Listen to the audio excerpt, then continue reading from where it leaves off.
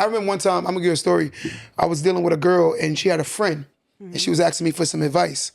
And I already had preconceived notions that I said, whatever she say, I'm gonna say it's not a lot. Whatever number she say.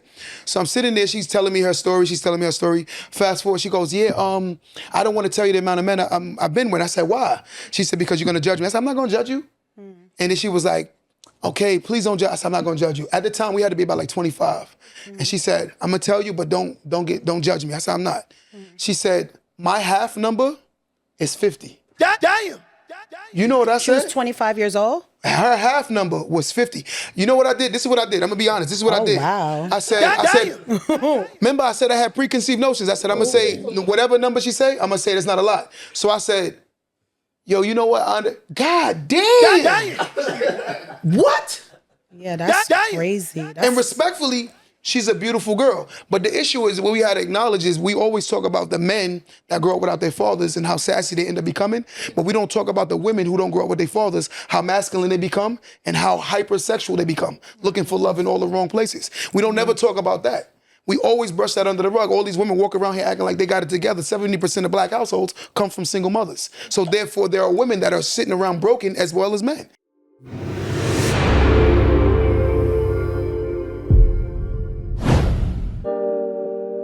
Welcome to the Don't Let That Go Over Your Head podcast, starring Q the Boss. Yo. Welcome back to another episode of Don't Let That Go Over Your Head podcast. They call me Q the Boss. Oh, yes. I got my bestie. Hey, bestie. You know, I want to give the proper introduction. As y'all know who this is already. My sister. Hot.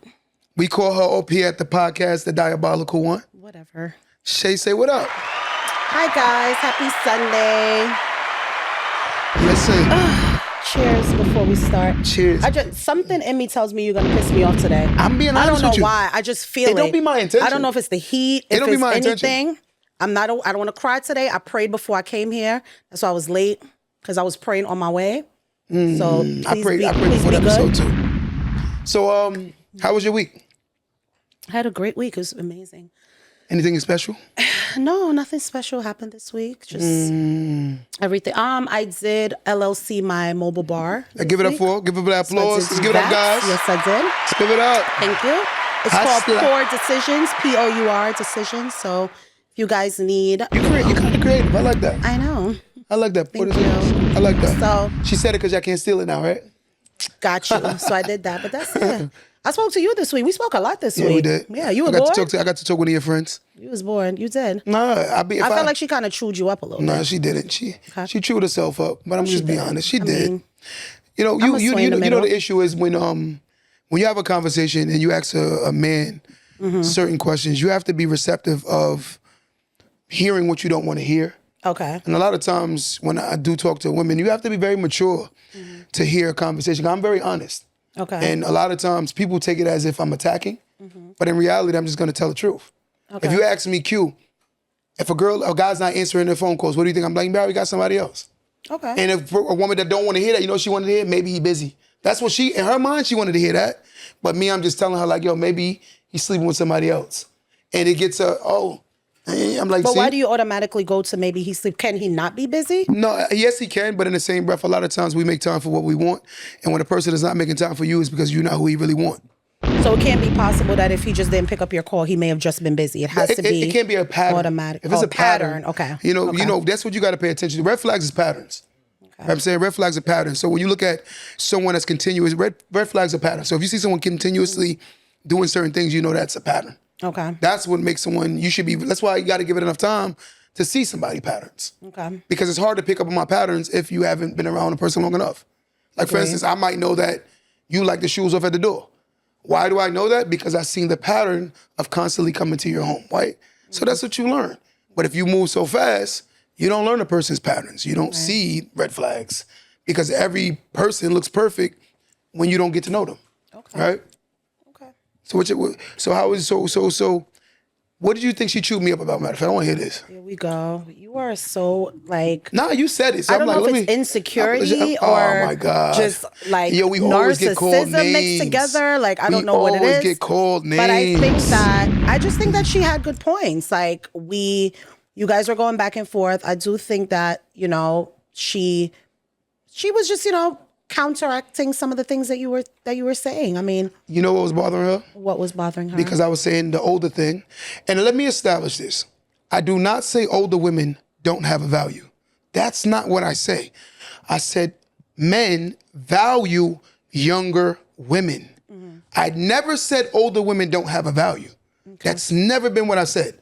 What I do say is if a man has worked hard to build himself up and he is considerably the elite of men, he's going to be very selective, and chances are he's going to date a woman that's younger. Okay, let's take Shaquille O'Neal. He's over 50. Do you think Shaquille O'Neal is looking for a 50-year-old woman? Okay. No, I'm asking you, do you think so? I don't know what he's looking for. But in your mind, you see? I'm listening. I'm just listening to you. We see it. We see his patterns. But again, Shawnee started off with him, and that was a different scenario. But moving on from that, he's definitely going to look for younger. Okay. And it's just because it's a preference thing. And I just think that a lot of times, and I think you take it as if I'm saying that older women don't have value. That's not what I'm saying. And I do believe that you're 40, he's 40, it should make sense. But that's not how he's gonna view it, because one, most successful men do not, right, look for a woman that already has luggage and baggage. Meaning a lot of times, I told you before, when a woman leaves a situation, she carries a lot of mental luggage with her. You ever got into an argument with a woman early in a relationship and is exaggerated?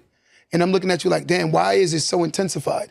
Because Tyrone that hurt you, Michael that hurt you, Chris that hurt you, Q's getting the repercussions of those men hurting you. But then again, when you talk to this woman that you're dealing with, she's not seeing that you're not even really should be dating because you haven't healed from all of those scars that these men have left on your heart. So now I have to play Dr. Fixer because these guys left her broken. This is why initially, biblically, a woman was supposed to be in a sense of cleanse, like pure. This is why women got dressed in white dresses, because they were supposed to be virgins. The more experiences that a woman have, the more luggage they take in their relationships. They move on with it. Because again, y'all emotional creatures. But I just don't think, I think where we disagree is I don't think that's the case for all older women. You saying that most older men or a man who's established would prefer younger women. I don't want to disagree with that because I can't speak for men. Okay. But I don't think that every older woman comes with baggage, comes broken, comes, you know, looking for a man to mend her. I do think that you have some older women that are just established, no BS taken. And sometimes I feel like some men don't want to step up to that. And I think when you've said in previous episodes that younger women are a lot more bendable, flexible. Yes. To me, I interpreted that as, is it because you're able to kind of manipulate them somewhat? Mm-hmm. Because I feel like some younger women, not all, may just be a little bit more young-minded. So for older men, I think a 50-year-old dating a 25-year-old is a substantial difference. She hasn't even lived up to close of the, I think that's, you know what I mean? too. So, or maybe even a 50-year-old dating a 35-year-old. I don't think nothing wrong with that. I just think, no, I'm not saying there's anything wrong with it. I'm just saying that the age gap is significant enough where your experiences versus hers are just totally different. So my question is, do you believe that a lot of the women that are becoming the older women, they have an issue with it because of the fact that they feel like they're losing the good men because they prefer younger women? You ever said, Tyler, do you believe that a lot of older women, right? They get mad at the fact that a lot of the men that are older like younger because they're aged out from those kind of guys? Do they get offended? No, they feel like they aged out. They feel like they're obsolete to those guys. So is there like a little jelly in there? I don't know if it's per se jealous. I can't speak for every woman. I don't know if it's per se being jealous, but I do take offense to when I hear like, you know, older women, you lose value when you get older, because I feel like some people say with age comes wisdom, and an older woman, you have some older women that have worked hard. You're talking about, when you say older, I don't look at a 35-year-old, a 40-year-old, a 45-year-old as like older to who? Like older to what to the age of men? To the dating world. I guess I don't know. So let me ask you something. I can't call what I don't know. A 35, a 40, a 45-year-old man, or a 50-year-old man, if they broke, you don't think they don't have no value like that in the dating world? Would you agree? A 50-year-old man. If he's broke, when you say broke, he has no motion. We know what that means. He has no motion. A 35, no job, no nothing going on. He has a job, but he really don't have nothing going on. He's like really like, he barely can take care of himself. Okay. Would you say he's not valuable in the dating world? I mean, I guess depending to who. I think, yeah, you're right. Like most women are looking at that age, they are looking for someone who's a little bit more established. I don't think a 50-year-old woman is looking for a man that she has to build up, where in terms of he can't even take care of himself. But that's different from age. In the same way, a 50-year-old man. You can't, people get older. Like age isn't something that you can control. We can control our finances. You can make more money. You can get another job. You can go back to school. You can be promoted. But you can't control the fact that you're going to get older. That's inevitable. That's just the natural form of how things go. But when the woman if women would rather teach women when you're younger is when you have your highest value in the dating market. If they would teach them that and stop running from the logic of how men perceive women, we would not have a problem. The issue is when you have women who lie to younger women and say, girl, you get older, I'm fine, you look good for your age. Black women age fine if they're taking care of themselves. If she's in the gym, she's not drinking and smoking, black definitely looks a lot younger than particularly other cultures, right? But what I'm saying is, a lot of times when we have these discussions, I'm like, rather than talk to these young girls, I have 2 daughters. I refuse to lie to them and tell them like, yo, wait till you're 40 to start dating, to look for a husband.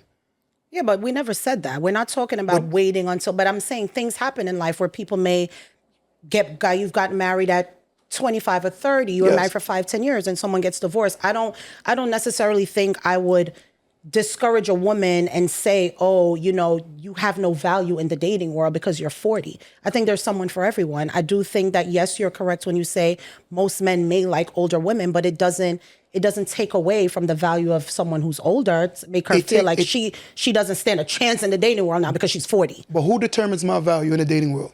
A man or a woman? You want me to say a woman? Is that no, Shay, I'm asking you. If you can't answer that question, that means we're not on the same. I mean, who determines? I guess it's a woman. Okay, let me take me away. Who determines a man's value in the dating world? I guess you'd say a woman. A guess? I guess you'd say a woman. Okay, so who determines a woman value in the dating? I guess you're saying a man. So why are we having this issue? Because again, it doesn't in line with what people want to hear. That's why they feel away.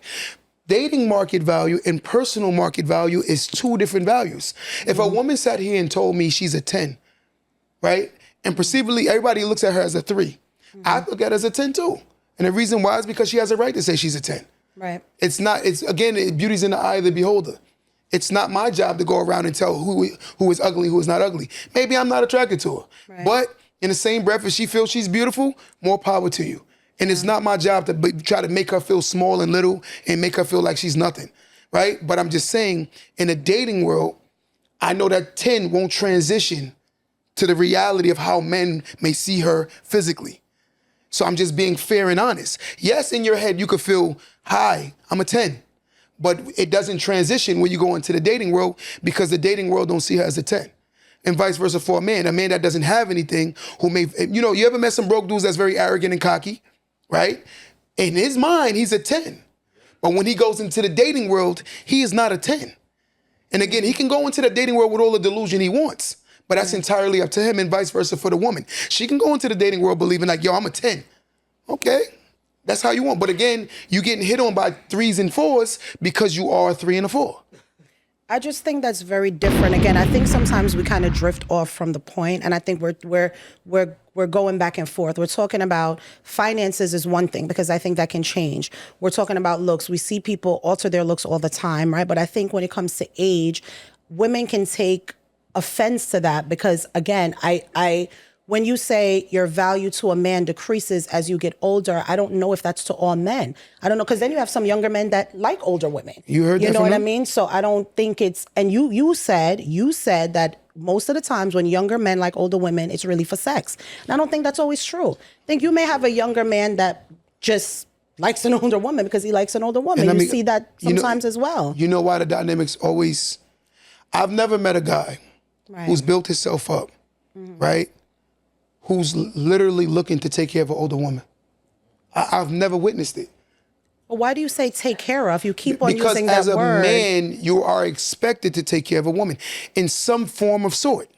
If a woman tells me right now, if she has a child, and she tells me I don't need a man to take care of a kid or be there for my kid as a fatherly figure, or I don't need nobody to take care, I wouldn't even want to date her. Because again, how are we sharing everything, and your child is not shared responsibilities when it comes to me, especially if we plan on being partners. So automatically, I don't want to entertain a woman like that. Because again, if I have a child, I'm expecting you to perceivably take everything that comes with me. Right. Whether it's my mom, I agree with that. whether it's my family, and vice versa for me. I'm going to take on your family. I'm going to take on your child if I choose a woman with a child. Yeah. Everything comes with it. So when a woman, I don't need no man to take care of my child. I'm like, you're already dating yourself out, because the reality is there's some form or sort he's going to have to play a fatherly figure for your child. Because it's going to be damn near impossible for him to establish dominance in his home with a young man that don't see him as a fatherly figure or have a level of respect for him. So me and him cannot walk around without both our penises swinging. It can't fly. It's impossible. There has to be only one king in the house. And if I have a daughter, she can't walk around with her swinging, thinking she's the queen of the house over your woman. Okay. So if me and you dating, I have a daughter, and my daughter shouldn't walk around the house thinking she's bigger than you because she's my daughter. Agreed. But you should establish that you're the queen of the house. And I should also support that this is the queen of the house. Agreed. So if a woman is not doing that with her child, you already have the wrong woman you're entertaining. Off the rip. Because it don't make sense. You telling me we're partnering up. I have to establish myself in this house. Okay. And if I can't lead your son also, then I'm not the man of this house. That means your son is the man of the house. And the sad part is, he living rent-free. So speaking on the topic, highway mileage, do you think guys who date women with a lot of mileage, or they're attracted to them, do you think they're insecure men? What do you think, Shay? Do guys who date women with a lot of mileage or insecure men? I think that guys think with their little heads and not always their big heads. And I don't think guys really I don't think most guys really care about that. They say they do, but I mean, somebody said before that they wifed up a whole girl knowing that she slept with even some of their friends. So did you care when you did that? I feel like some guys, they don't care. They just, and you said she was bad. So the reason you wifed her up was because she was bad, knowing she had high mileage. So that kind of speaks volume, right? You know, when you take a man, like they just mentioned the guy, you know, Jalen Green? No, who's that? Jalen Green plays in the NBA for the Houston Rockets? No. Phoenix Suns. Okay. Yeah, he dated the girl Drea. When you look at Jalen Green, right? Jalen Green situation is an outlier situation. The problem when you talk to everyday people, they take the extreme and make it the normal. Okay. The extreme, right? Jalen Green could have had a crush on Drea when he was a nobody. Drea has been in the limelight for a very long time. Drea could have been his childhood crush forever and a day. And now that he has access to her, he's open. So for instance, every young man at one point might have had a teacher or some older woman that they had a crush on. And if they get older and she's still heat, they may still have a crush on her, unless she got the kinkles and she's bigger now and washed. But more than likely, they're gonna still have a crush on that person from early days. So say if I'm 16 years old, and let's say a woman is, let's say 10 years, 15 years, my senior, 26, I'm 16. Now I'm 26, she's 36. Right. Now when I'm 36, she's 46. Or let's make it 20 years. So let's say she's 56, I'm 36. When I was 16, remember, she was 36. At that time, she was super in her prime. Right? And I might have had a crush on her. Now that I'm older, if she still look good, that childhood crush can transition to adulthood. There are a lot of people that slide in people's DMs from high school or when they were younger that they would have never shot, they shot at younger. But that proves the point that I'm saying, Q, that again, not all older women, but it's not for sex because they have a child. Now I know who you guys are talking about. They have a child together. So that's not just for sex. No, and what she's I said an older was, woman. I think personally, he had Drea's been lit for a long time. She was lit before he got lit. Yeah, but Dre has always been outside too. We agree, but I'm just saying he could still, from my experience, and I hate to say this, I met a lot of NBA players, a lot of them are corny. Corny. A lot of professional athletes are corny. They're very corny. What I mean by this, if they don't play basketball, they have no, you wouldn't even look at them if they were regular everyday people. They're just good at putting the ball in a hoop, right? I'm not saying all of them, but from a lot of the ones I've met, they're corny in real life, right? They just have a lot of economics. So for instance, let's go back to high school. Everybody is not the lit that's on the basketball team in high school. And a lot of them, and the ones that make it, they don't necessarily be lit guys. And a lot of them do play catch up for the time that they didn't have the time. They play catch up. Now they got the resources and they can be the person that they were before in their head.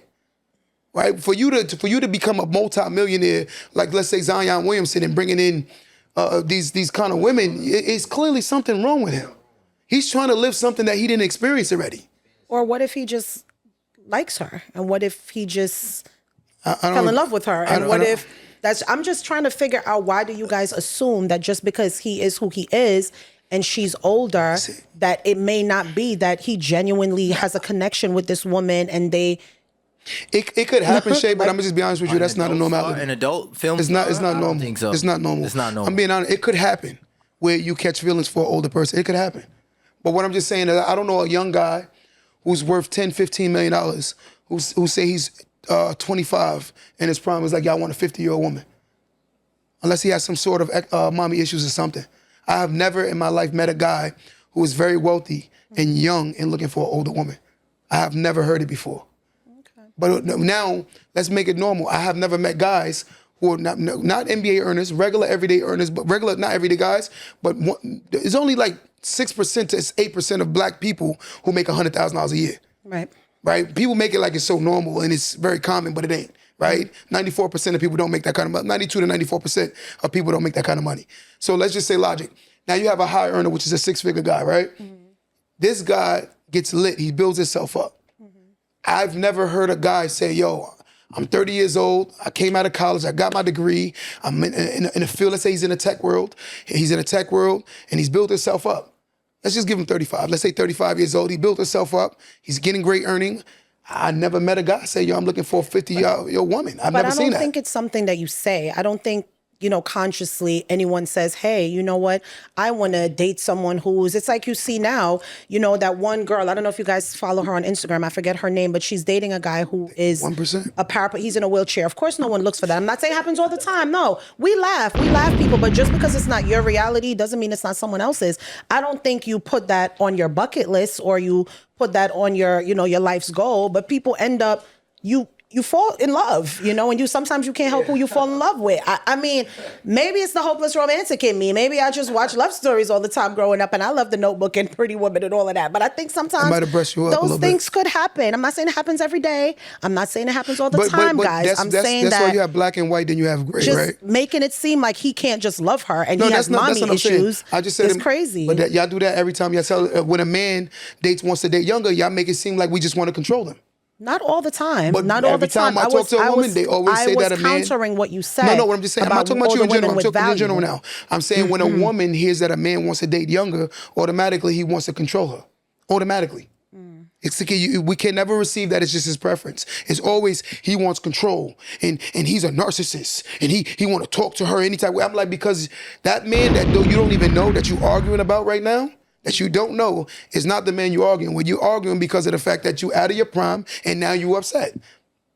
In my opinion, and I know you guys are going to come for me in the comments, and that's fine. I think when a lot of men say their preference is older women, when specifically, Q, when you said they're more bendable, kind of like trainable. You didn't use the word trainable. I don't want to lie. Use leadable. And I think a lot of times it comes from a space of saying they're just a little bit easier to manipulate. I don't agree. That's what I think. That's the generalization. That's what I think. I didn't say all, so I'm not generalizing. I'm not generalizing. But it said so much that means it's a very common thought. But it's like when you said, do I think most women are gold diggers? You want me to generalize and say they all are when I don't think so. I'm just saying that most women are looking for men with economics. Would you agree? I think women are not looking for somebody that they have to provide for. So I think you want someone you're talking in semantics. Meet you. You're talking the way you're trying to word it is the same What do you mean? Yeah, if that's looking for economics, then fine. Who wants to look for someone that they're going to provide for, especially a woman? Okay, so who wants to deal with an older woman who's traumatically experienced? Hold on, that's traumatically experienced, right? That's been through a lot. When I can go get a woman who's a lot younger, who's fertile, and I don't have to worry about dealing with the excess baggage that she already experienced. A lot of these younger women are broken too, and they've been through a lot. Agreed. Some of them have been ran through more than my grandmother. I'm not gonna argue that. That's a fact. Not saying my granny ran through. I love you, grandma, but I'm just saying you got a lot of these younger women that. Damn. No, I said they've been more ran through than my grandmother. Than your grandmother? Damn. I wasn't thinking I love you, grandma. My grandma watching too with my mom. Hey, grandma. I'm just saying a lot of younger women have been through they've been through it too. They've been through it. Like, come on. Right, so when pursuing a woman, Q, do you think if a man finds out she has a lot of mileage, like, is it like distasteful or? It's an instant turnoff, and the reason why it's an instant turnoff because I'm gonna be honest with you, it's like for instance, I don't mind driving a car that has mileage on it, right? But I would like to know. That's why they do something called a Carfax. I would like to know where the car has been because of the fact that the reason why is because it's one thing to have highway mileage, it's another thing to have local mileage, right? There are people that put distance on their situations, meaning she slept with a guy for a couple years, broke up, then she messed with another guy a few years, broke up. Then there's somebody that's bang, bang, bang, bang, bang, bang. It's like, nah, I wouldn't do that. Because I'm gonna be honest with you, I do believe that women are the gateway to sex. So if a woman is entertaining a man that's a bum, it says volumes about her. In the same way as when a man dates a woman that's a bum, he's a bum. So the same way a woman, she sleeps with a bum, she's a bum. And if a man dates a bum, he's a bum. The same way.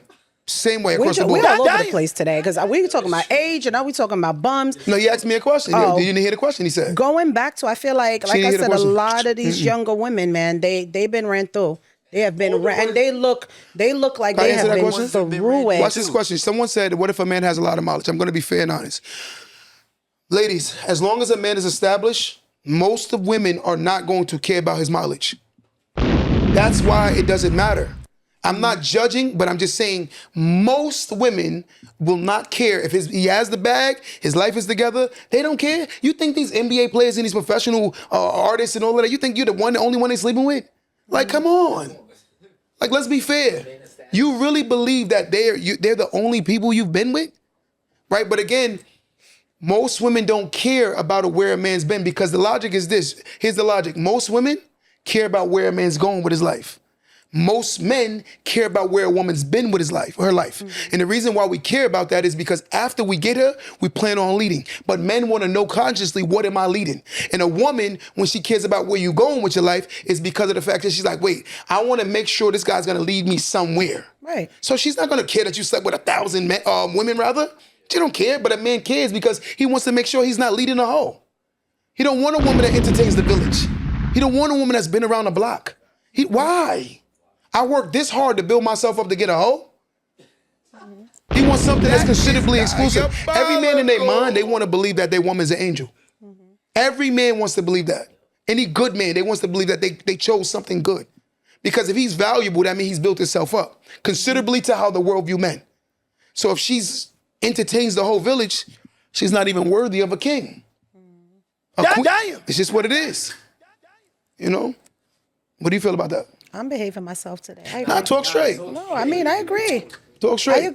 I agree with that. With that. So Shay, question, if a man has a lot of mileage and he's dealt with a lot of women, as a woman personally, are you putting that to the side or like, how do you feel about that? I don't think most people ask that. I mean, I don't know about you guys. I don't ask that. I've never asked that question. I don't know if that's wrong. I never said to a guy, like, how many people are lying anyway? Like, how many people are being honest with how many people they slept with? If you really like somebody, I think most men will tell the truth. They don't. If you're sensitive, like you could kind of tell a man. How many women have you slept with, Q? I'm gonna be honest with you, a lot. How many? What's a lot? I don't know. 20, 30, more, 40, a lot, 50, 60. You know, I'm being fair to myself. You said most men will tell. Most men will tell the truth. I don't know. I just said it. I don't know the number. I'm gonna be honest with you. If you ask most men that's been outside, they're gonna be like, yo, they don't recall some of their sexual encounters. Because a lot of the sexual encounters to a man isn't meaningful. It's not meaningful. It's a moment thing. It's a rush, especially until you learn how to control yourself. Right? A lot of times men, we think with the bottom head, not with our top head. So again, at that moment when I was younger, I was always the captain of the football team. I was always somebody in my neighborhood. I've always been somebody. So I had my first kid at 17. Right. So I'm just saying, I was traveling at 16. But that's what I'm saying. I going just with a passport by myself at 16. I just don't think a lot of people ask that question. And I think that sometimes, I guess that's questions we should ask, but somebody said it before, that most people lie anyway. I think most women lie. I think most women are going to be dishonest. And I think some men are. I don't think that a lot of men are gonna, just like when you said, like, I don't know. It's not going to change anything. You know what I though. mean? Like, but if I don't she already think that's made the her reservation, question. and if she sees that you have your stuff together and your life is together, it's not a deal What do breaker if they- you tell her you've been intimate with mad women. What's the thing they say So when you a know woman that. gives you her You didn't hear number? that, They did say you? you're supposed. I did hear you. What'd I They say say? you're supposed to multiply it by 2 or 3, and if a man I heard gives that his before. number, divide it by 2 or 3 or something. So they say men always go higher than they actually do, and women go lower than they I do. agree. Do you believe that? I agree. Okay. But I do believe that if a woman already likes the guy, it's not a deal breaker if he tell her, yeah, I've been with like 50 girls. It's not a deal breaker. But for a man, I remember one time, I'm gonna give you a story. I was dealing with a girl and she had a friend and she was asking me for some advice. And I already had preconceived notions that I said, whatever she say, I'm gonna say it's not a lot. Whatever number she say. So I'm sitting there, she's telling me her story. Fast forward, she goes, yeah, I don't want to tell you the amount of men I've been with. I said, why? She said, because you're gonna judge me. I said, I'm not gonna judge you. And then she was like, okay, please don't judge. I said, I'm not gonna judge you. At the time, we had to be about like 25. And she said, I'm gonna tell you, but don't judge me. I said, I'm not. She said, my half number is 50. Damn. You know what I She said? was 25 years old. Her half number was 50. You know what I did? This is what I did. I'm gonna be honest. This is what I did. Wow. I said, remember I said I had preconceived notions. I said, I'm gonna say whatever number she say, I'm gonna say it's not a lot. So I said, yo, you know what? God damn. What? Yeah, that's crazy. That's, And respectfully, she's a beautiful girl. But the issue is what we had to acknowledge is we always talk about the men that grow up without their fathers and how sassy they end up becoming. But we don't talk about the women who don't grow up with their fathers, how masculine they become and how hypersexual they become, looking for love in all the wrong places. We don't never talk about that. We always brush that under the rug. All these women walk around here acting like they got it together. 70% of black households come from single mothers. So therefore, there are women that are sitting around broken as well as men. There's 70% of us don't have mothers and fathers in the same household. So what is the repercussions of a woman growing up without her father? Very combative to men, argumentative as hell, unwilling to submit, always think that she can compete with a man, right? A lot of them are very intimate because of the fact that why? Because they're looking for love, because they don't know what love looks like. These are the repercussions also of a woman growing up without her father. So the same we can say what goes on, what happened to men, what happens to a woman that grew up without her father? A lot of issues. I think it could go both ways, though. I think sometimes you have single parent households where, or I mean, again, I can't say all, I cannot speak for everyone, but I don't think that it's always like that, where the woman is, the girl grows up being combative and not being submissive and stuff like that. I think it's just all dependent. You know what I mean? Because I think you have some women that it's just in their nature. If you grow up with a mother that she's naturally a submissive person, like I think my mom is naturally just very submissive. She's very ladylike. She is, very successful, well-rounded, but she is very submissive as well. And I did grow up in, my dad was in prison for a major part of my life.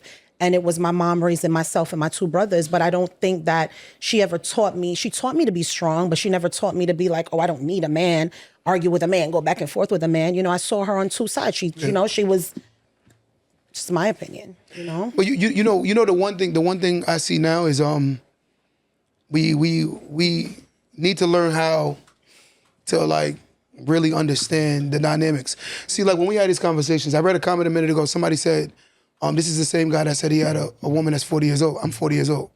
When I speak in general, it's not me talking about my personal life. I'm comfortable enough to have a general conversation and not personalize my personal life. Because if I sat here and talked about my personal life, then every man is successful. If I talk about my personal life, every man is successful. But in reality, I know that most men aren't. So reality is I can't generalize me or make me the standard when I know for a fact most men aren't like me. And I'm not saying it with an arrogance. I'm saying it with a fact. I think when you say most that's a big number. If you can say a lot of men, I always say again, when you ask me the question of are most women like this, I hate to answer that. And it's not me making me the standard, or I just don't want to generalize and say that, because I don't think that most women, when you say with the gold digger thing, I look around my surroundings, right? I look at your girl, that's my girl. I see this independent woman. I think that with or without you, she'll be okay. 100%. I look at my mom, with or without my stepdad, she'll be okay. I look at my friends. I don't have not one friend where the man is a provider. It's whether, and for those who are single or married, they're in a household and they both play their part. Yeah. So for me to honestly sit up here and say, yeah, I think most women are gold diggers, I'd be lying. So I don't want to make that statement. Can I ask you a question? Do you think that average men have average lives? Do I think Average men have average lives? Okay, yes. I'm trying to see where you're going with this. The issue is average women believe that they deserve a better than average life. That's a problem. Average men accept the fact that they can get an average woman. Average women believe that they deserve a better than average situation. They overly watch social media and they compare themselves. The thing about social media, and I think that the problem is, an emotional person having access to too many people's opinion affects them.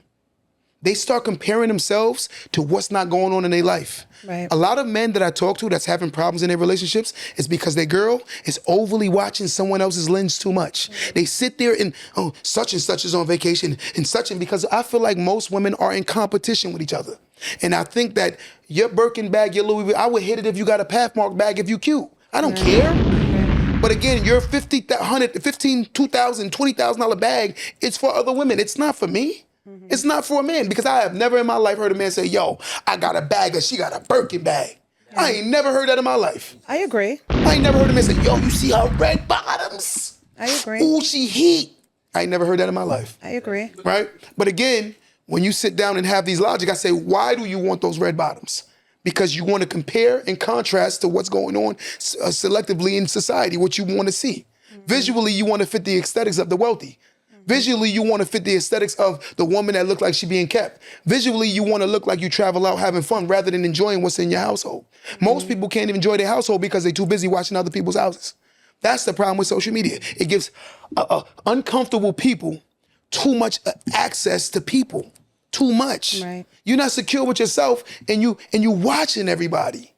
And that's a problem within itself. But I said it to T before we came on, and I said, I feel like a lot of men, right, I said to you, present themselves to be like they have it like that. And that's why a lot of women feel like they deserve more than they deserve, That's right? diabolical. I feel like you have a lot of men out here that is like, I'm going to do this, I'm going to do that, I'll pay for this, I'll pay for that. And then they set that standard. I'm not saying it's right, guys. They set that standard for other men. So you have these women feeling like, well, if he did this, if Tyler did this, I'm not dating Q if he's not even doing that bare minimum. And they feel like every man should do that. Then you have a bum baby father. Then you have a bum baby father. You have a whole bum baby father, and now you create these diabolical standards. When you was giving your most intimate prize to a loser. And that don't make sense. It don't add up. Who was the last decision maker when it comes to having a child? A man or a woman? A woman, for sure. Okay, so you chose to have a baby with Tyrone the bum, right?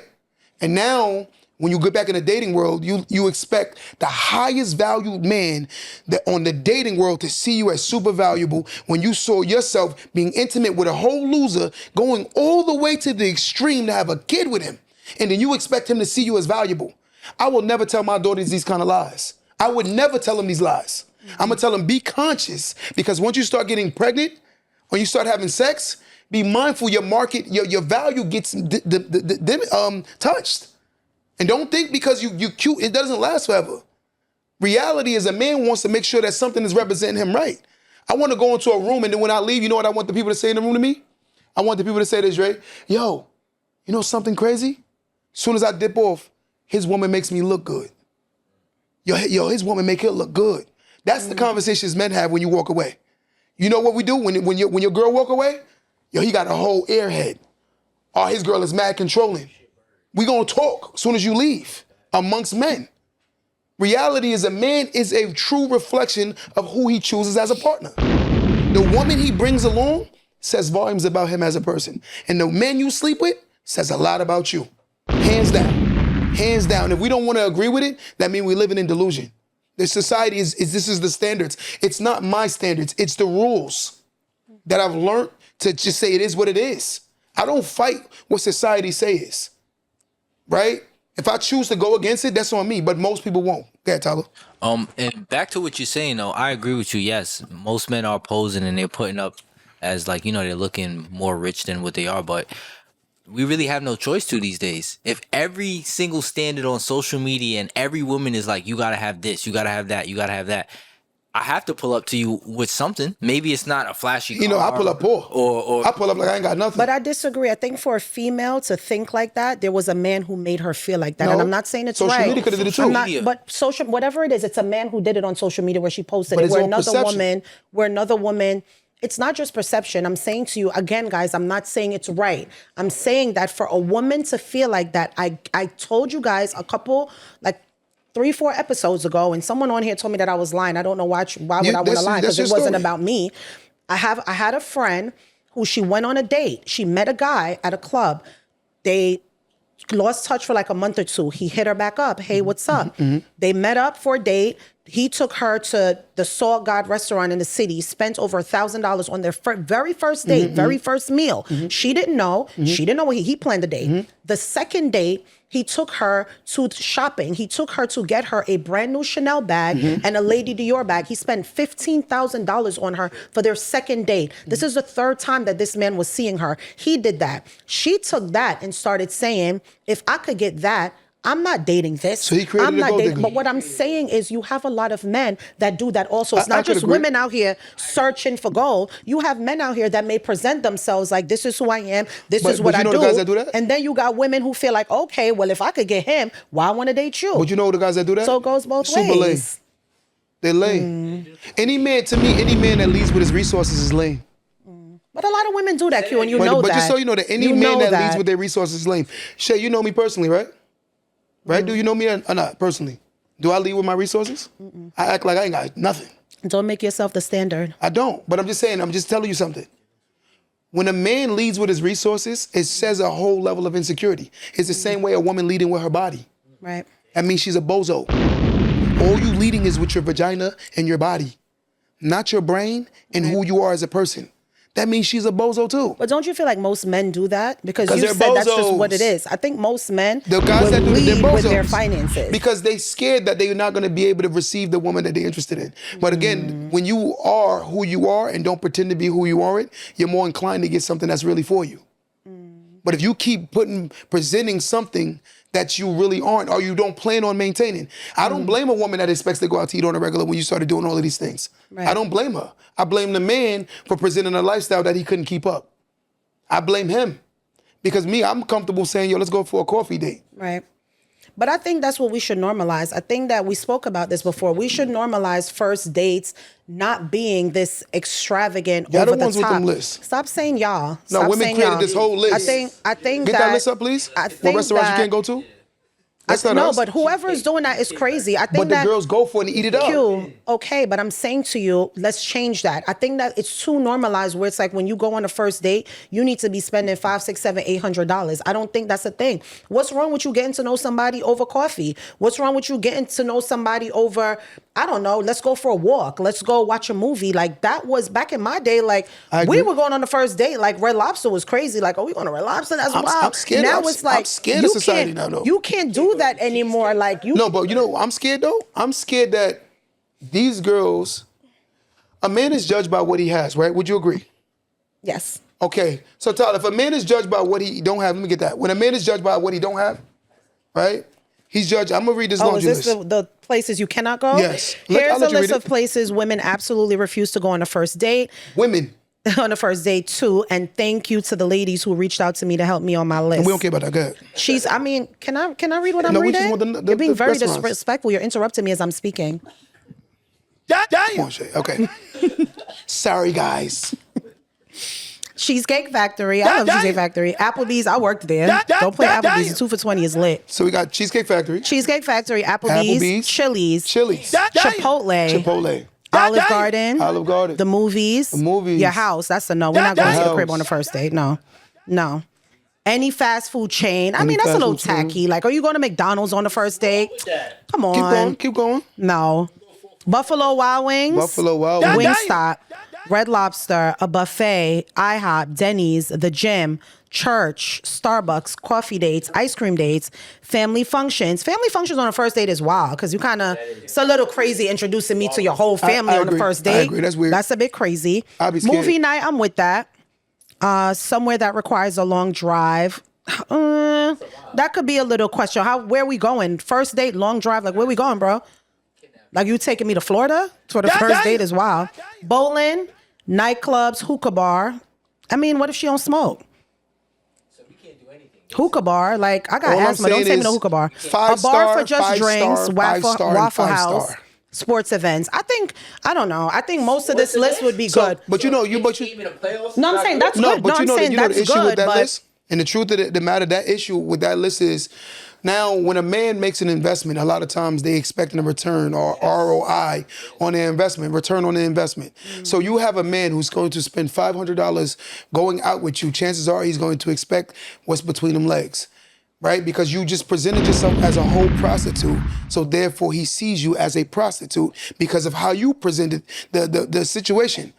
Right. You believe that you deserve a high-end restaurant. He believe he deserves some high-end vagina. Damn. Agreed.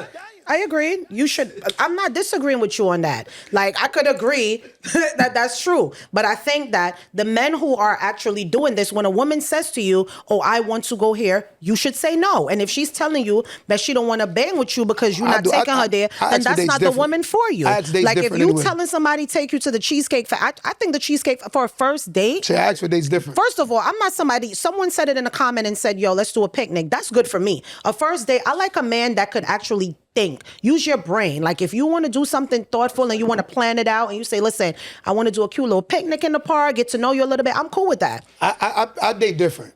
So let's say hypothetically I met you, we exchange contacts. Saturday night, first I'm gonna say, "Yo, what are you doing Saturday night?" "Oh, I don't have the plans. Saturday night I plan on being at such and such. It would be nice if you can come keep me company." That's how I do it. I lead off the rip, and if she's not willing to follow, she is not leadable. Off the rip, you come in and talking about you gotta take me, that ain't a leadable woman. Once she starts talking like that, I am 150,000% not interested. But I think to the list, let's say you say, "Hey, I'm at my family thing." That might I just gave y'all a game. I hope y'all heard that. That might be a little bit.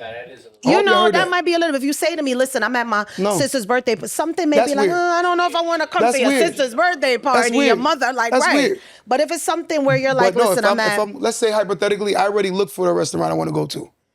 I'm gonna be at the bar at, let's just say, Peter Luger's. Shay, what are you doing Saturday night? "Oh, I have no plans. Saturday night between the hours of 7 and 8, I plan on being at Peter Luger's. It'd be nice if you can come keep me company." Peter Luger's is expensive, though. I'm just saying, you already giving her high standards. You passed Cheesecake. I'll give you Peter one. Luger's. I'll give you a better one. I'll be like, "Yo, look, there's a such and such a bar. Let's say the bar is called whatever, right? I'm going to be at the bar called such and such. It'd be nice if we can go have some drinks and get to know each other." All of that, where do you want to go? We ain't doing that. Because for one, you're showing that she's leading you. Women don't lead me. I lead a woman. So therefore, if she's showing me that she's not leadable and she's giving back, but she's pulling back, she's not leadable as it is. You're wasting your time with her because you're going to be fighting for establishing your leadership without the rip. A woman that genuinely likes you don't give a damn where you taking her. She don't give a damn. She just want to be with you. So if a woman is not willing to do that, she really don't like you. My girl, we went to go get drinks and have a conversation. And but that's a nice first date. What's wrong with that? Because again, somebody you know saying, what I "Let's told go have her? some What drinks." are you doing Saturday night? Normal. I'm not doing anything. Yo, I would like to meet you at a bar.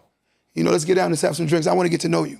It's not about spending money. It's about getting to know you. I agree. So you telling me the date is better based on how much money I spent? That's kind of crazy. So speaking on based on how much money you spend as a man, so if you know most men, they're spending a lot of money because they want to smash. What is going through? She's a prostitute. Brain? Like, what is going through y'all brains when you're taking a date? You're going to the Peter Luger's. You're getting a Chanel bag. Like, what are you gonna? Can I answer that? Are you gonna let him smash? Like, can I answer that? El Boogie said, "Why do men try to lead someone?" When you get a real man, El Boogie, that means you mess with boys. Respectfully, a real man is always going to lead, and the reason why the man that's not trying to lead you because they're not men. Real men will always establish leadership, and the reason why is because he's supposed to bring protection, security, and also provision. So if a man is not leading with those three things, therefore that man is not a man. So that means if you have entertained those guys, then you should be looking at the guys you're getting in bed with. Sometimes there are men that get in bed with little people, and there are girls that get in bed with little boys. Yeah, I feel like when you say the phrase like, "Yo, if I tell her to come here and she can't come, that means she's not leadable, so I'm not with it." I feel like I'm good. We should be able to have a conversation of, "Hey, now you know me. What Shay. are we doing?" If I said that to a woman, you think she's gonna come? I'm asking you You're so honestly. full of yourself. No, I'm so full of truth. You're so full of yourself. No, I'm like, I telling feel the like truth. you're being Answer the question, though. extremely full of yourself. Yo, okay, so you right tell now, a woman show up we anyway, she's degree. coming. No, that's not what I said. You got a degree? Yes, I do. What you got your degree in? In early childhood development. So if someone was here having a conversation about children and you say, I have a degree in early, that's not you trying to belittle them. That's a fact. Q, what does one have to do with the next? Because you missed the point. The point is, when you speak truth, it doesn't matter how it's said. The truth is the truth. I know for a fact, if I'm going after a woman, I'm going to go after a woman that's leadable. Secondly, I'm going to make sure that I establish dominance off the rip. What I mean by dominance is, I want to see if she's leadable.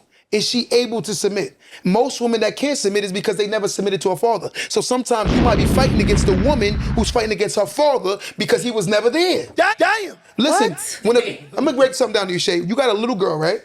If she doesn't have a dad, right? And look at me when I'm having this conversation with you real quick. Don't talk to me like that. You don't. Respectfully. Say please. I'm not saying none of that. Okay, so look. Because you always over there. That's why I'm saying that. That's why I'm saying I'm that, listening guys. to you. Right? I'm listening to you. So look, you got a little girl, right? Okay. This little girl, when she doesn't have a man that teaches her how to take constructive criticism, she rebels against it. Every person I know that works at a group home or any kind of child facility, you know what the boys do? They rebel against who? Who you think the most? The masculine figure. The reason why the boys rebel against the masculine figure, because they never been dominance has never been established over them. So that 14-year-old boy thinks he's a man because a masculine energy never put him in his place. When you meet a 14-year-old boy that got a masculine energy, guess what he acts like? A 14-year-old boy. You understand? When you see these girls that's wild and reckless, a lot of time the masculine energy didn't put her in her place. So guess what she walks around thinking? Yes, put in your place is a good thing. Yes. I don't like the words that you use. I don't like the words she's not leadable, put in your place, establish my time. I don't like the words that you use. It's not about being single, Q. It's like you sound arrogant. No, you sound like you honest. Shay, if you're a supervisor at a job, Shay, I would hope you establish your dominance. Assert yourself and make sure that your staff respects that you're the dominant figure. Q, comparing two unlike things leadership don't make is leadership, sense. Shay. No, yes, leadership is leadership, but you're talking about two things that are unsimilar. That's saying not that true. you're a supervisor at a job when your job is to oversee a staff is something Your job different is to oversee your family. from you saying, What's the no, we're not difference? talking about that. We're going back to you saying on a date, if she's not this and if I tell her I'm here and she doesn't show up, then that means she's not leadable. I'm just saying to you that that's not. Guys, that's on my lot. Please don't date girls that don't think like this. Okay. If she can't understand it, it's because, again, she was never taught it. She was never taught it. Okay. A real man understands that you establish your dominance. If you expect me to be willing to give my life for you, I have to have control over the situation.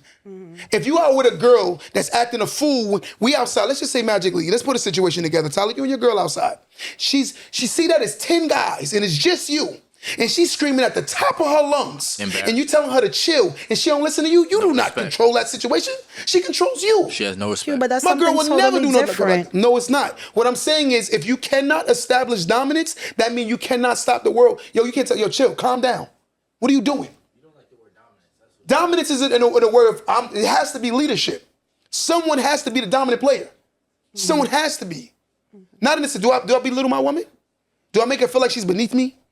No, I'm asking you, yes or no? No, not that I've seen. Okay, but again, it's not about making you feel little. It's knowing that someone has to be the main player. Someone has to be. Okay, there's not two steering wheels in the car. I'm understanding, but you know I'm that. saying There's to not you, two steering wheels in the car. This was one point we were talking about was yes, there's not two steering. I'm listening to you. There's not two steering wheels in the car. We're going back to when you said a first date. I'm still on that. When you said, listen, if I say to her, I'm here, show up here, and she doesn't show up, it's a wrap. That's not what I said. That is. That's what you said. Kenzie, is that what I said? Please take the mic. No, let him say it. Are we gonna say that's not what he said? Kenzie. You said give him the mic. Give him the mic, Tyler. What did I just say, bro? Please, what did I just say?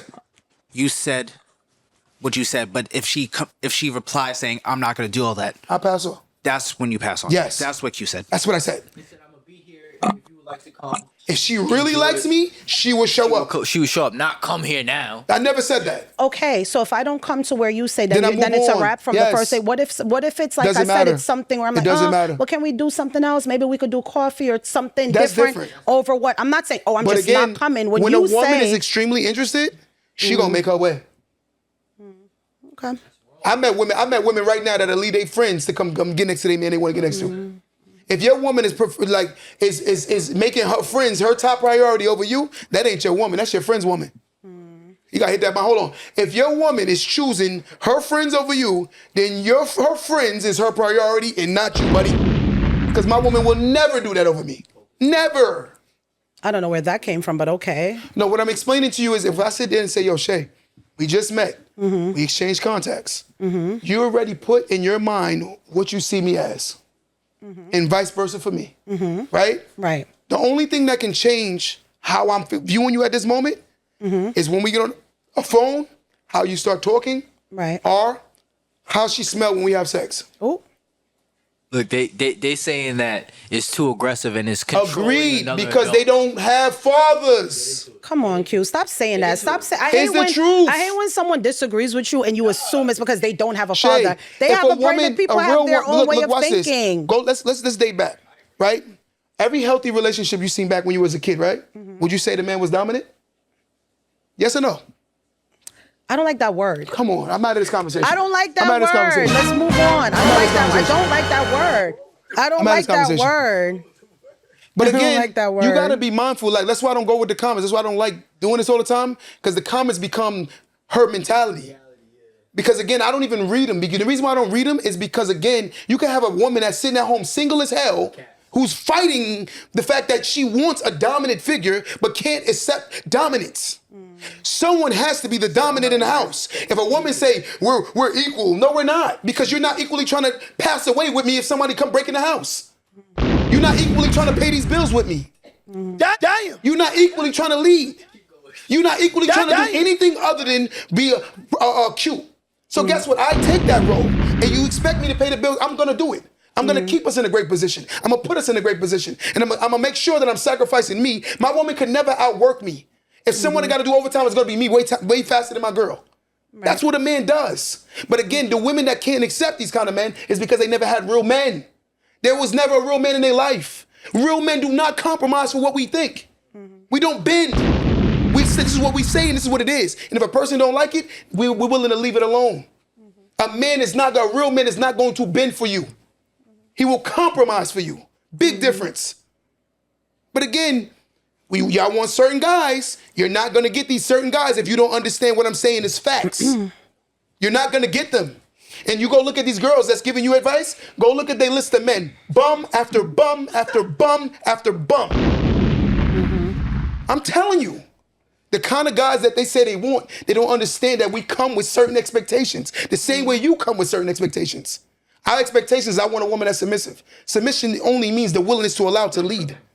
You allowing me to lead. You believing that I'm taking us somewhere. Assuming you know your destination. Because some women are not going to allow you to lead. But some of y'all men don't know where y'all going. But those are the guys that expect us to be submissive. That's not me. Okay. We going to a destination. Okay.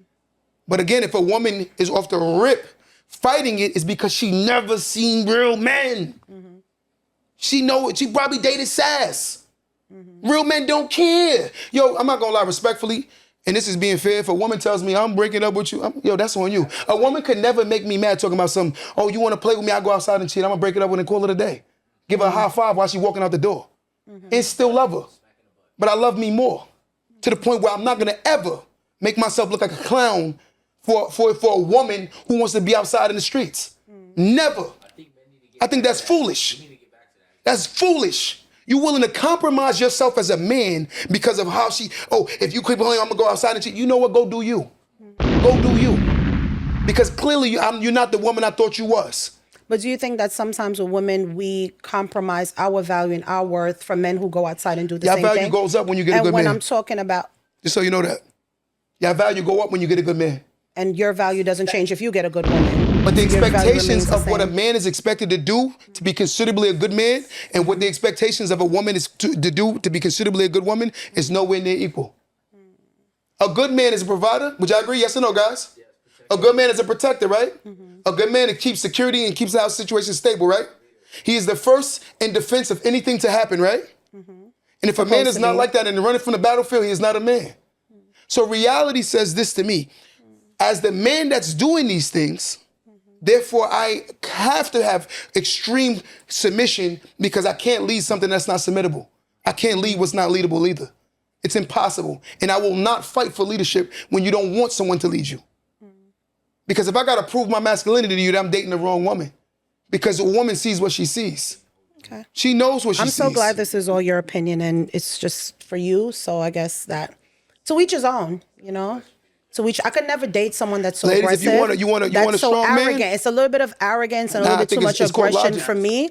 That's your logic, and that's fine. Like, it's okay. I don't care about the comments, and I don't. She want a strong man? She No, gonna be it's like, not about wow. a strong. A man They could be all like strong. that. No. They all like that. Please, a man could be strong, Shay. and he doesn't have to be. No, Q, you spoke. I Okay, let you go ahead. talk. Go ahead. A man could be strong, but he doesn't have to be arrogant. I don't like arrogance. I don't like arrogance. It's called truth. It's not truth. And when you say dominant, yes, a woman wants a man who's going to lead, who's going to be a good leader. But I feel like when you're leading with that kind of, and if she's not this, and if she's not that, and if she's not You that. leave her alone. I don't like that. Shay. I don't like that. It's Let me arrogant say to something to me. you. So hold on, watch this. The man is supposed to be the GM. The GM is who creates the whole situation, right? So now he's supposed to be the quarterback, right?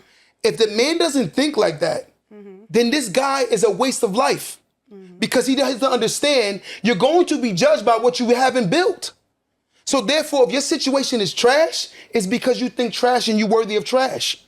But if I get a woman is supposed to be my helpmate by biblical terms, my helpmate. Okay. So therefore, she be somebody helping me get to where we're going to. Okay. So if you chose a woman that ain't helping you, you a fool. But you helping, A whole fool. helping, to me, our job in the household, your man does his part, right? Because you've said this before. In a two-family household nowadays, we both got to contribute to bills, more Agreed, than likely, agreed, right? agreed. Okay. A woman is doing her part. There's an expectation of a woman and there's an expectation Someone said of a that's not man. biblical. You going to hell.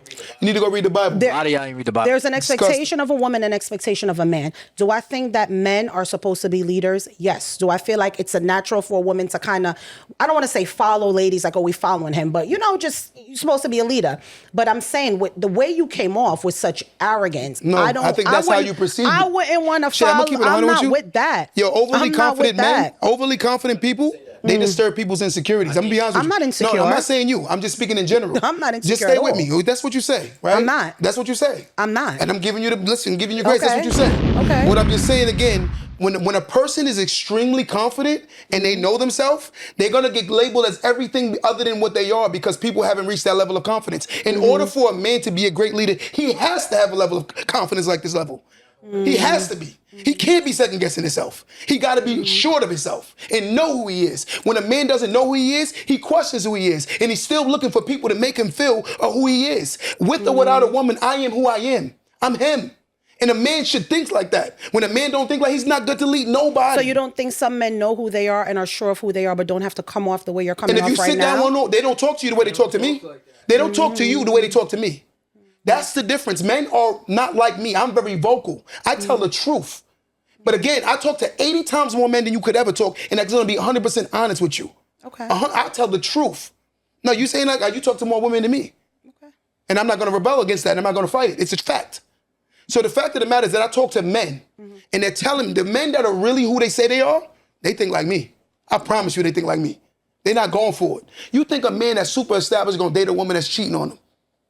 It takes a whole bozo to do something like that. Where did that come from? No, what I'm getting at is weak men accept weak behavior. For instance, imagine a man that's super established. You're going to have a woman walking in the house, cursing him out and telling him about himself all the time. Yeah, right. Yeah, he gonna be like, come on.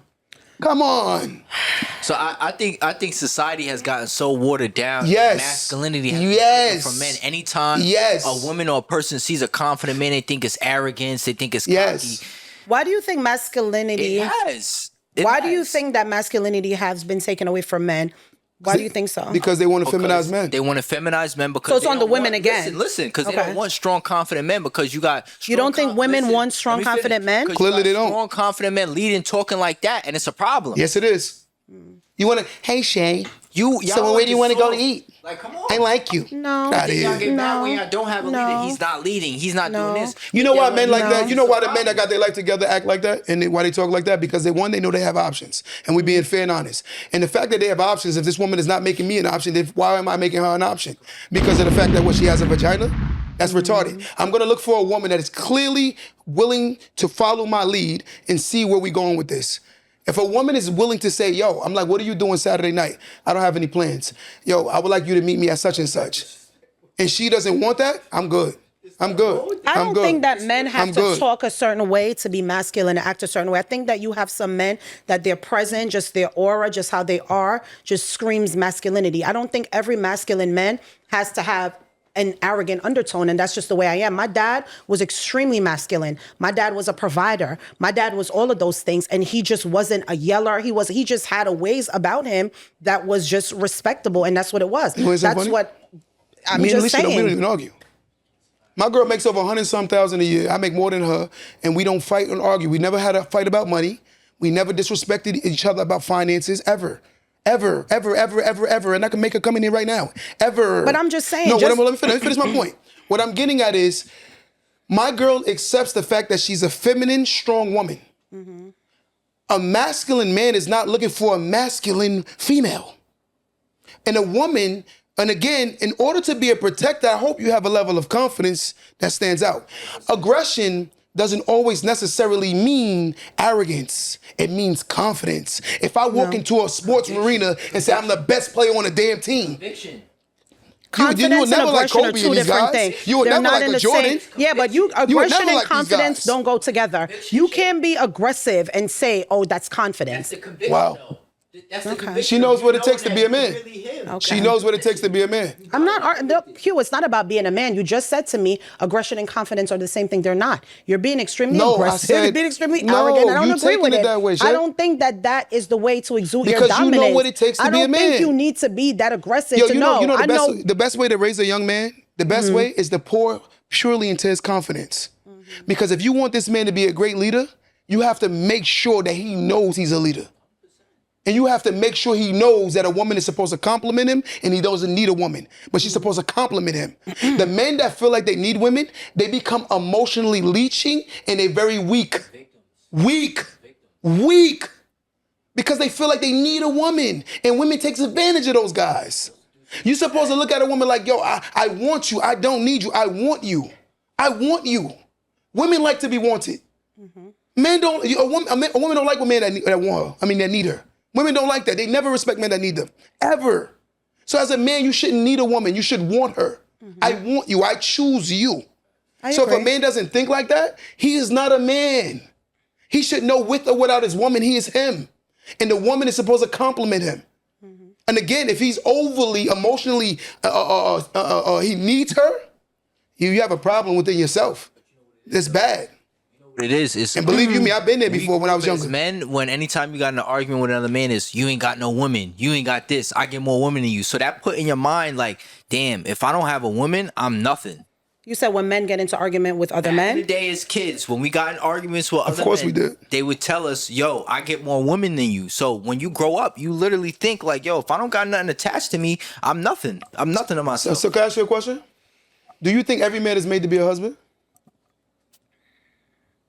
I think if we're following the Bible, yeah. It's I don't think supposed to so. be so. I don't They're think so. supposed to be husbands and women are supposed to be wives. But I don't think we go back to, I want to cry again, y'all. Y'all know last week you had me on here crying with Someone the whiskey. said no. A lot of people said no. I don't think, okay, I'll take that back. No, I think that sometimes, You know but why I it said goes that? back to what I said to I you. want to finish my point. Okay, You go got ahead. it. So you asked me a question, but But you I want just to want finish to, your yes or point. no? Please, go ahead. Do you think every man is made to be a husband? No, Do you think every woman is made to be a wife? no.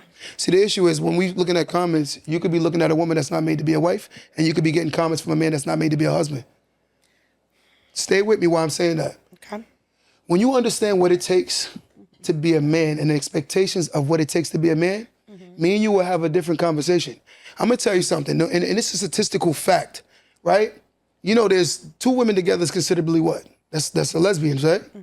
You know they lead in divorce and separation? Okay. Why is that?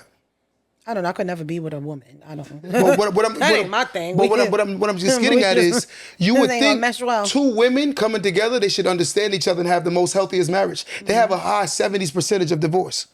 70-something% of divorce. Okay. 70-something%, Shay, that's a lot. I mean, like 23 to 24% of two female marriages have a success rate. And anyone that's on this live, they can go Google it right now. Go Google it. Go Google it. So what I'm getting at is, if the success rate is that low, that means there's clearly a problem. And in order for you to establish the respect of a woman, you got to respect yourself first. Right. You got to respect. No woman respecting no man that don't respect herself. I'm sorry. It ain't happening. There's no real woman. She's going to always challenge and combat. I don't go through that. And my woman, I don't have to yell and scream at her. I don't do that. My blood pressure is not high. My blood pressure is high on responsibilities. My blood pressure is not high on my household. My house is the safest space that I have. As it should be. But a lot of men don't have that at all. Yeah, read that, Shay. Now give it to her. Yeah, Shay. Read that. Lord, within the LGBTQ, RSTU, VW2XYZ community, research across several countries, including the US, UK, Nordic countries, consistently shows that lesbian, female, same-sex couples have the highest divorce rate, while gay male couples have the lowest. Oh, so men and men should be together? That's No, what I'm just saying is, and see, that's an extreme weirdo, but that was weird. You know what I'm saying? That was super weird. But what I'm getting at is, I would assume, I'm being fair, I would assume 2 women should understand each other and have a high success rate. But the fact of the matter is 2 women can't even cohabitate. 2 women can't even cohabitate based on statistics, not my opinion. So therefore, in order to deal with a woman, you have to be very strong. Right. Because the expectations are very strong. And someone that don't want to accept that, they living in delusion. It's just what it is. Expectations are expectations. So again, a man will meet those expectations if he understands who he is as a man. The man that's evasive of responsibility is a man that never, ever, ever establishes himself as a man. That's why he avoids being a man. But as a man, you have to be very conscious. You have to be very confident. You got to walk in the room and act like you own it. I feel like, and I remember you saying, like, sometimes when we read the comments, right, guys? Because we come on here every week and we talking and it's opinion-based, right? And I'm going to give my point. Q's going to give his point. I feel like a lot of times I sit and take the beating of, what women don't do. I do. It's a beating. I call it a beating. I call it a beating of what women don't do. Guys, I want Shay off next week. What we need to do we'll give Shay a break, guys. Well, no. It's not about giving a break. But no, that sounds crazy. No. That sounds crazy, Shay. Thank you, Mr. What Can you I saying finish? but it sounds crazy. Finish? But every time we come beating on here, is like, wow. when I say a beating, you know what I mean? She's not But make whipping sure out. you This ain't establish what Django. it Like, is. come on. Let's just say what it is. The way you said it really, sounds crazy. If we all saying the same thing, Shay, sounds I crazy. don't care. Every time you say the whole, we all saying the same thing. I'm surrounded by men. but Shay, there's but I'm not a saying woman a in here to beating sounds- defend me. Every time I come here, it's all men. Wow. So there's no women here to defend what I'm saying. I'm saying to you, you're going to have your opinion based on men. In the comments, all the men are going to say what they feel, how they feel. He's right. He's cooking. But I keep Let him telling cook, you let him this. every single week, Shay, can you please stop reading all the comments? No, I'm not And just talking have a about the conversation. comments. No, I'm not talking about the comments. Your mentality changes every time you overly get involved in the comments. Q, we're not talking Just about... stay with me, Shay. Am I capping, Dre? Okay. Yes or no? I promise you, she sits there and read it and read it and read it and read it and read it, and it's keep affecting you, and it makes you emotional. We're having a discussion. I do see the comments. I peek over at it, glance at it here and there, but I don't overly get involved because I know these kind of conversations are very triggering. And again, a lot of the times, the advice you're getting from people, oh, I would never did it. A lot of those guys will never get a man like me. They will never say that. They won't. And the reason being, a great provider, a great father, consistent, because she's not a great submissive person. She'd rather fight a man than rather be understanding her role with a man. Jordan and Pippen only worked because Pippen accepted his role on the team. Can I have some more whiskey? You know what I'm saying? Jordan accepted his role. They accepted their roles. If 2 people don't accept the roles, it don't work. It can't work. But again, when you start talking like this, the ones that can't accept it are women that will never get the certain type of man. And then the sad part is, the woman that's giving you, well, I would never go meet the guy that's in her bed. He probably living under her roof and playing PS5 all day. Playing straight PS5 all day while she at work and driving her car. And then she's giving you advice on what a real woman would take and what a real woman wouldn't take. Can I ask and you, then what makes you think you're such a good man and you're so valuable to women? Can I finish? I'm gonna ask you. No, I'm not. No, I'm asking you. What makes you think, do you feel like, what separates you from other so-called high value men? What makes you feel like Q is so amazing? You bring so much value to the smell Can may I sarcasm please 100%. finish? Sarcasm on my side? Yes. I'm asking you a question as my brother. You my brother. You feel sorry. You don't feel like I genuinely love you? No, there's shade in it. I smell it. I can smell it. Why in my is there lip. shade? I'm asking you a very simple what question. What makes you believe? Okay, so let me change my tone. Let me loosen up. What makes you? But no, you cannot answer for him. I want him to answer I'm for answer the himself. question. Go ahead. What makes you feel? What separates you from other high value men or men in general? Where you feel like to even make a statement to say a lot of these people in the comment that don't agree with you is because they could never get a man like you. That's not what I said. I said there are a lot of people in the comments that when you're reading, you don't know who they are. So therefore, you could be reading a person who is triggered because of these conversations. That's why I say, Shay, I think you should stop reading and then the you comments. said some of them could never get a man like me. You did can't. say that. So I'm asking you, Yo, what when is you hear a grown person say, I would rather be single, it's because they've been single for mad long. They have to accept it. There is no human on earth that don't want a great person next to them, male or female. Okay. When a person talks, that's called the defense mechanism. That's a defense mechanism. I'd rather be alone. It's because you're alone. You have to accept it. And the fact of the matter is, it's disingenuous. It's not truth. Because I promise you, if the right guy came along, she would jump head for heels. And so would a man. If the right woman come along, he would go jump for joy. Okay. But in reality, people have falsified expectations of what they feel they deserve. But what makes me a man is not what I say, it's what my family say. What my woman say. It's what my mama say. The most important woman to me is my mother and my grandmother and my daughters. It's what they say. My daughters think I'm a superhero. My grandmother adores me, and my mother loves the man I am. And then my woman, she loves the man every day she sees. That's why I don't care what society says. My household says that. Because everything I say I do, I stand on 10 toes. And I'm a man that's consistent. And the men that are like this are the men that are great leaders. Okay. He's not bending for you. He's like, come on. Go ahead. And I also think just being a man who he's willing to put himself before others. 100%. He's willing to take up a village and teach and 100%. give game and have a blueprint 100%. and give out a blue. Most of these men don't even have a blueprint. Most of these men is bums. Let's really talk about 100%. it. They don't have nothing to share. I think most men are 100%. bums? Yes. And they have nothing to Yes. share. To say So most men are bums is crazy. Like, Because you know most crazy, men it's to true. say From most our men experience, let's say this, Stella, from our experience, most of the men we've met Yes. is bums. And they talk. From my experience, most of the women I met, they want what they cannot deal with. They want certain energy, but they won't get, like, you know, the other day, there was a lady in the store. You know what she said the other day? She broke down 10 things what she think a good man is. Okay. So I asked her respectfully, out of the 10 things you just named, how much of those 10 things I check up on for? She said like 9 to 10 of them. And I said, if I'm this great guy that you're saying, and you don't listen to me, what does that mean about you? I mean, you're a whole piece of crap. If you sat here, she know what I'm talking about. But I'm just, look, if you can give me a list of 10 things that make me such a good person, and I check off on these 10 things, and you still don't listen, Lord have mercy. Lord have mercy. That means a woman has issues. No, I think society. I think you're very narcissistic. I think this this episode has taught me that my brother is very narcissistic. I think you're very self. I think you are really I think you're very full of yourself. Let's go into narcissism. And I think hold on. Really narcissists are entitled. Narcissists are entitled. I think you're entitled. Hold on. Watch this. Entitled. I feed everybody. I think you. Hold on. Stop Entitled. yelling. Hold on. Why are you yelling? Entitled. I don't like when you yell. That's insulting to call me entitled. I feel like when I feed everybody. No, Shay, that sounds crazy. Because now you're talking foolish. I put my whole family first. Okay. Narcissists don't do that, Shay. Okay. If you give me the hold on, she ain't gonna answer this. Give me defining things. What's traits of narcissism? Like you said, no, entitled. not like I said. I'm entitled. You acting very I'm entitled. one of the hardest working men I know, Shay.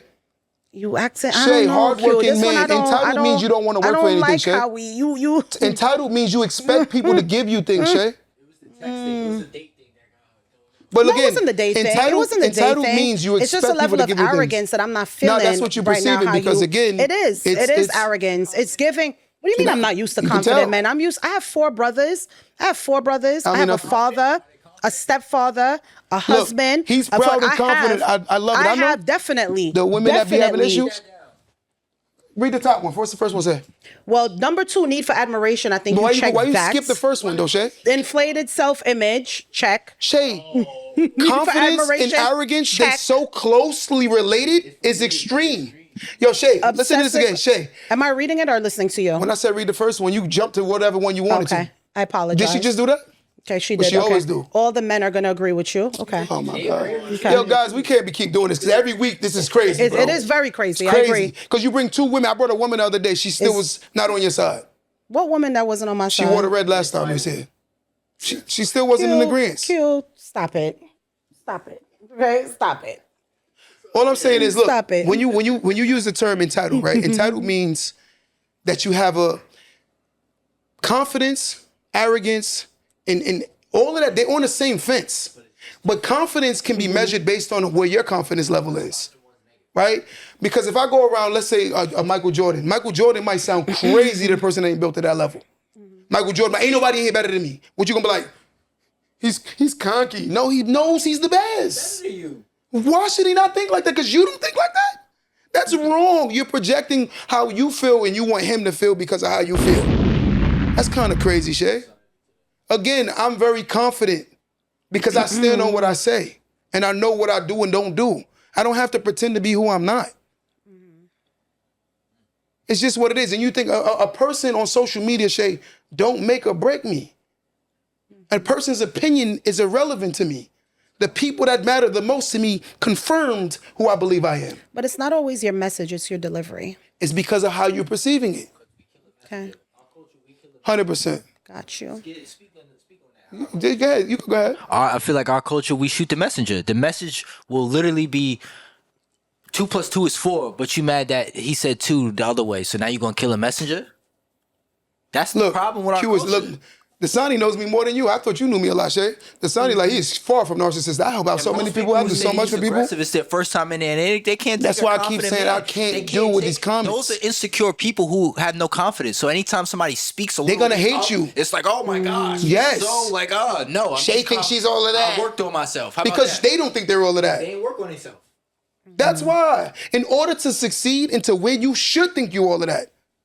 But here's my question. Am I approachable? Am I approachable? Do I like giving game and helping people? I ain't never seen a narcissist like that. Could I act a lot more arrogant than I act? Based on what I've achieved? Could I? Definitely said this. No, just say one first. Yes or no? This episode. Hold on, just tell me right now. Just 2 Could seconds.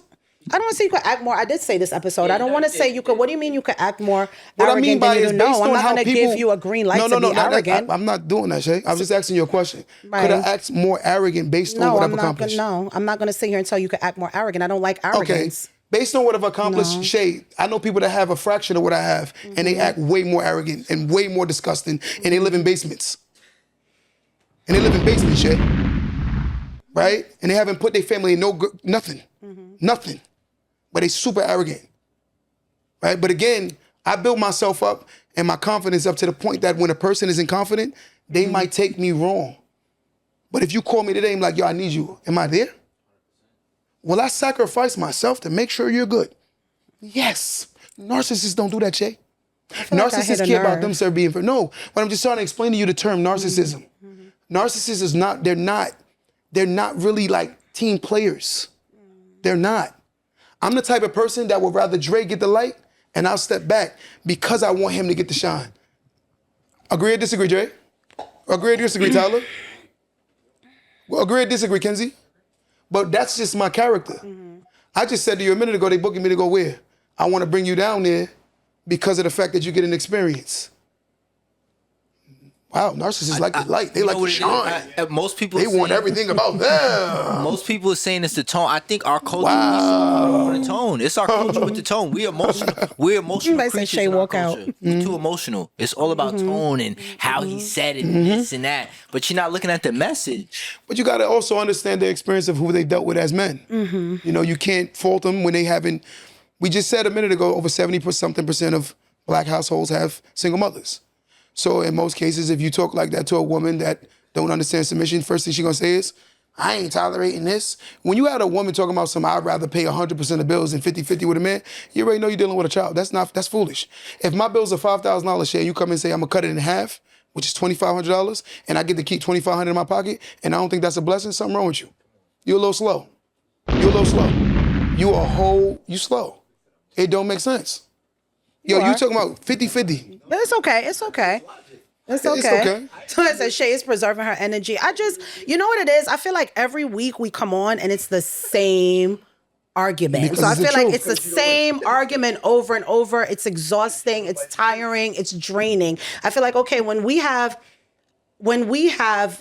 kind of recognize the problem, what's the solution? I'm tired of the kind of like men and women, and if women and then men, and if women and then men. It's like, you say we can't keep doing this every week. Well, okay, we can. Like, it's the same. You can't do it because you're gonna have your point, Q. I'm gonna have my point. I feel like this episode, it's a little bit of arrogance, and I sense a little bit of narcissism, and I'm gonna call it what it is. Take it how you but want. That's my opinion. You can't get mad because you don't like what I have to say. I don't always like what you have to say. Tomorrow, I'm gonna be the same person. So what's the solution? What do y'all think is the solution? I don't know. I can tell you the Listen. solution. No, I want to hear her first. Let her go first. What's the solution? What's the solution? How can we fix this? The solution is when we sit here every week and talk about, okay, what men don't do, and if women this, and what women don't do, and if men don't this and this. Okay, now we do this every week for an hour and change every week. Okay, what is the solution? You guys like to talk. It's 1, 2, 3, 4 men here. What do you guys think you want from a woman that'll make it better? That'll be, what is it?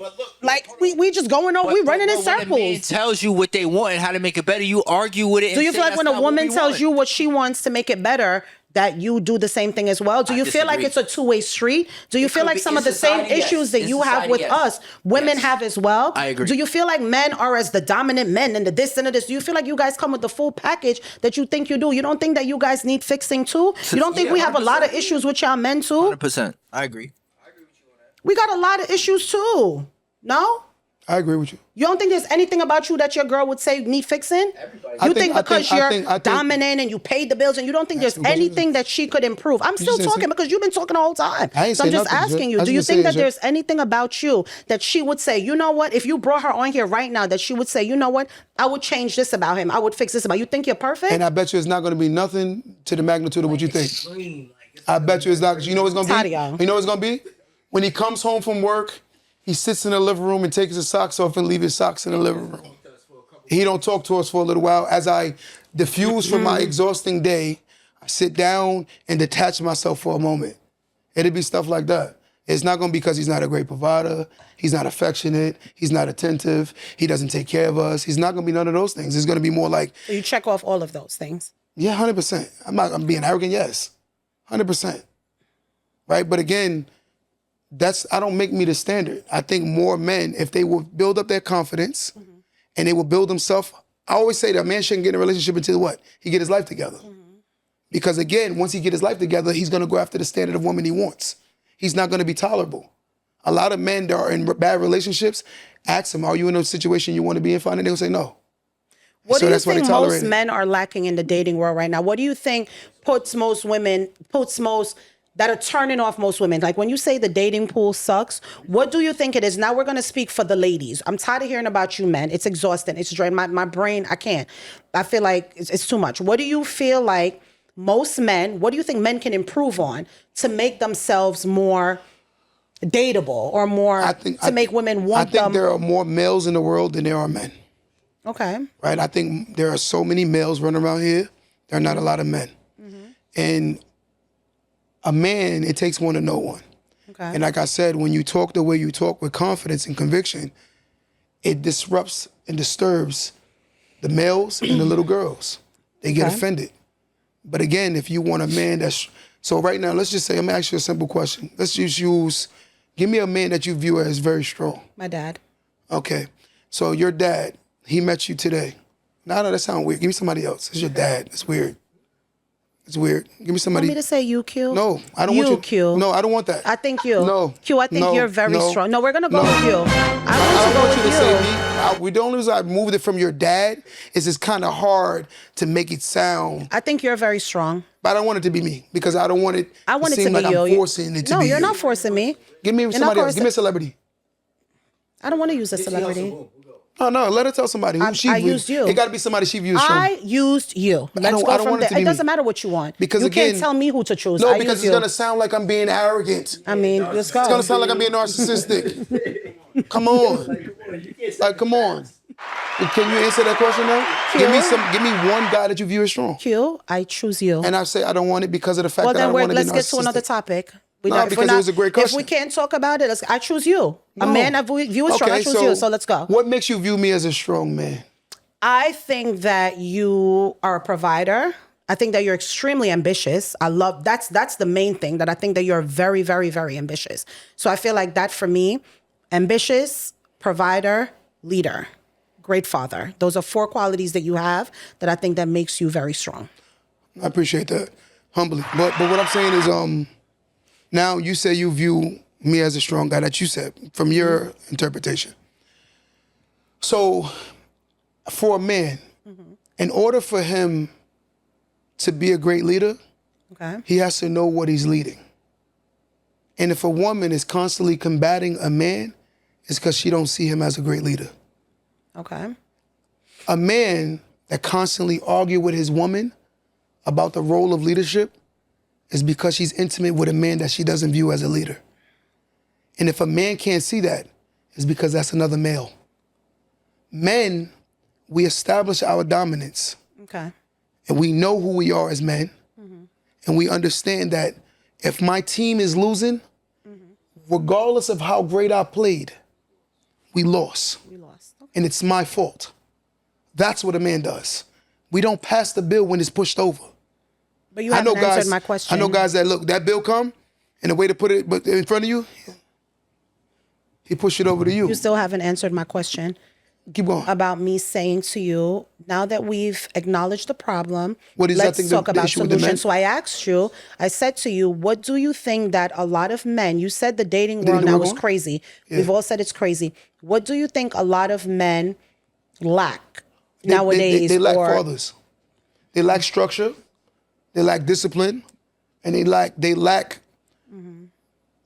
constructive criticism. Nowadays, I'm a little nervous with telling men the truth because of the fact that they act hyper feminine when you tell them about themselves.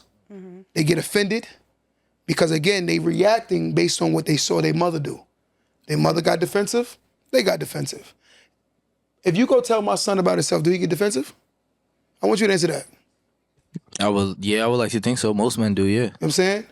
Since my son lived with me, he's not like that anymore. I can have a whole discussion with my son. He's not gonna raise his voice. He's not gonna say anything disrespectful. He's gonna just look at me and listen. But take you out of it. I'm talking about men. Because take you out of it. What I'm using, that example I'm giving is my son has a man around him. Okay. When the man is removed from a situation, Shay, the statistics fall tremendously. I don't understand how, like, we talk about humans who will Google things that benefit them to support their arguments, but when you Google statistics that show how unsuccessful women are with single parenting, we ignore it. It's a major issue within itself.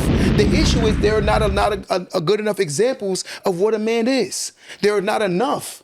We need more men who tell you, like, bro, you don't need no woman right now, fam. Focus on yourself. And along your journey, guess what you're gonna find? A great woman, because your standards are gonna change. When you at the bottom, of course, the bottom looks good when you at the bottom. But when you start moving up in life and see how hard you had to work to get to those levels, you don't look at the things at the bottom anymore. You again. What do you think that a lot of men are lacking, that they can do be in to be more appealing to women? You just flipped it back on women. Yes. I never heard appealing to women. What do you think to be more appealing? You heard appealing to women? Okay. Now let me say it. Now let me say it. I never heard that. Now let me say it. What do you think that a lot of men are lacking outside of not having fathers? What do you think a lot of men are lacking? What do they need to do Leadership to present quality. themselves to a woman? They need to learn how to be leaders. Because and on top of it, you shouldn't be fighting with a woman that's not leadable.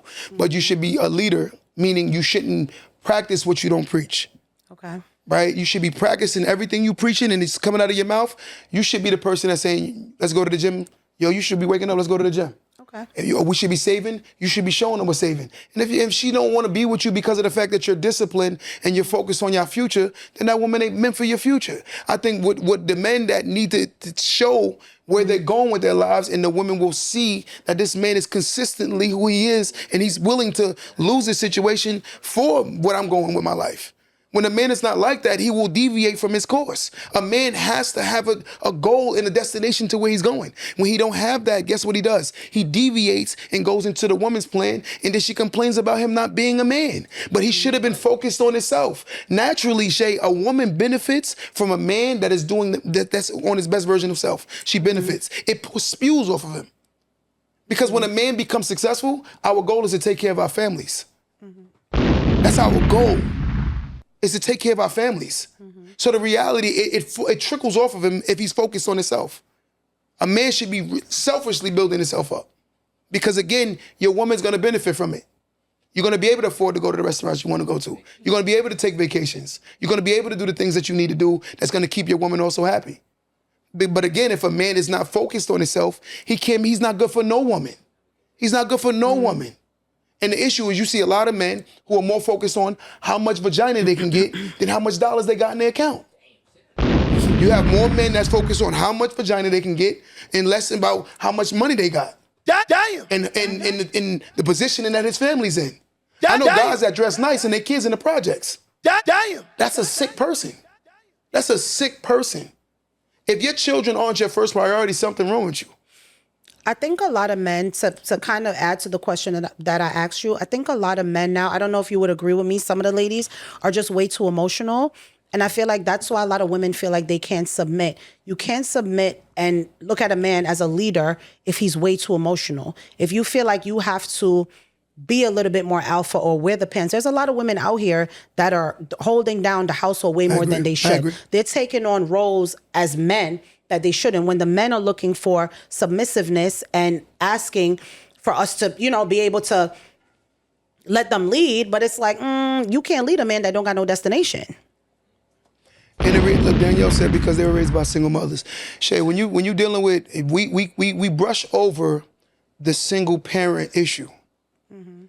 If you are a teacher, right, and 70% of your students are failing, right, who has single mothers, in the 25%, 75% of your students are failing that have single mothers. And the 25% of your students that's passing is because they have both parents in their life. What do you think the issue is, Shay?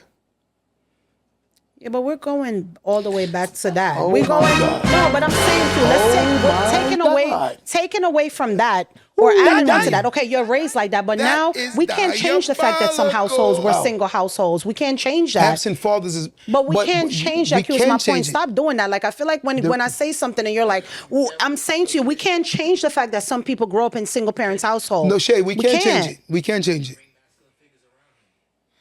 Shay, if we can break out of this culture mentally where we understand that being a baby mother is not cool, we need to break out of that. There are more men who would rather impregnate a woman than get married to a woman. The ultimate commitment is having a child and making a baby. That's the ultimate commitment. That commitment never leaves. To the day you die, you are a mother or a father. Right. You don't have to be a husband and wife to the day you die, which you should be, but in reality, you don't have to be, based on society's rules, right? So what I'm getting at is, as long as we keep promoting having a baby out of wedlock, that's a problem within itself. Within itself, that's a problem. When I say we can't change that, I mean for those that have already happened. I'm not saying repeating a cycle. I'm saying if you meet a man that was raised in a single mother household, I can't change the fact that he was raised by a single mother. If a man meets a woman that was raised by a single mother, you can't change that. I'm saying now that we have established we were both raised by single parents, what are we going to do? So you got two broken people now. So now we can't become nothing together because you was raised by a single mother, I was raised by a single mother. What does that mean? Another thing that we need to push as a culture is therapy. A lot of us don't push it. We look at it as a nothing. Most of us believe that trauma is false, it's fake. No, I don't believe that. I think trauma is very real. I didn't say you. I'm speaking in general. Most people don't believe that trauma is real. And on top of it, a lot of times, these men that you're seeing that have major issues is because society view them as weak because of the fact that they weren't given the tools to become great men. Of course he's weak. Go meet the people that was the examples. I got homeboys who mother slept with stepfathers who was bums. And that was the example of another man outside of his father. But do you think a lot of men go around impregnate women and they leave too? Agreed, because like it's not just those are guys that come from broken situations. Broken situational people in most cases create broken situations. That's what happens. They create the same aesthetics of what they were taught until we learn how to give these people therapy and help, because a lot of them are fighting their traumas. The little boys and the little girls that you can't see anymore that are big people, those are the people that's projected into the world. Right. They're hurting. There's still the little person that's gotten hurt. That's the person that you see every day. It's not the big person. It's the little people. And again, they can't see that the issue is they need to get help and seek refuge from themselves so they can heal. But they're going to keep blaming society for all the standards. Oh, these men ain't not. No, a lot of these men don't see you as the woman that you think you are because you're not her. And there's nothing wrong with that. Average people, I just told you, average women believe that they deserve beyond average men. Mm-hmm. It's nothing wrong with being average. Most people are average people. It's nothing wrong with that. Right. Yes. 1% of the country is wealthy. So what I'm getting at is, when you don't see, like the other day I saw a video, the McDonald's employee girl thought she was better than the McDonald's employee guy. Mm-hmm. She said, "You're not good enough for me." That is diabolical. When you see stuff like that, it's like, what? What? Can I to go to what Queen said, so the solution is that men have to admit that they need healing too. Both of us do. Yeah. Hell yeah. Shay, you know, like comfortably, I can say this. I've been in therapy. I started therapy at the age of 26 years old. Mm-hmm. I started my journey on my healing process.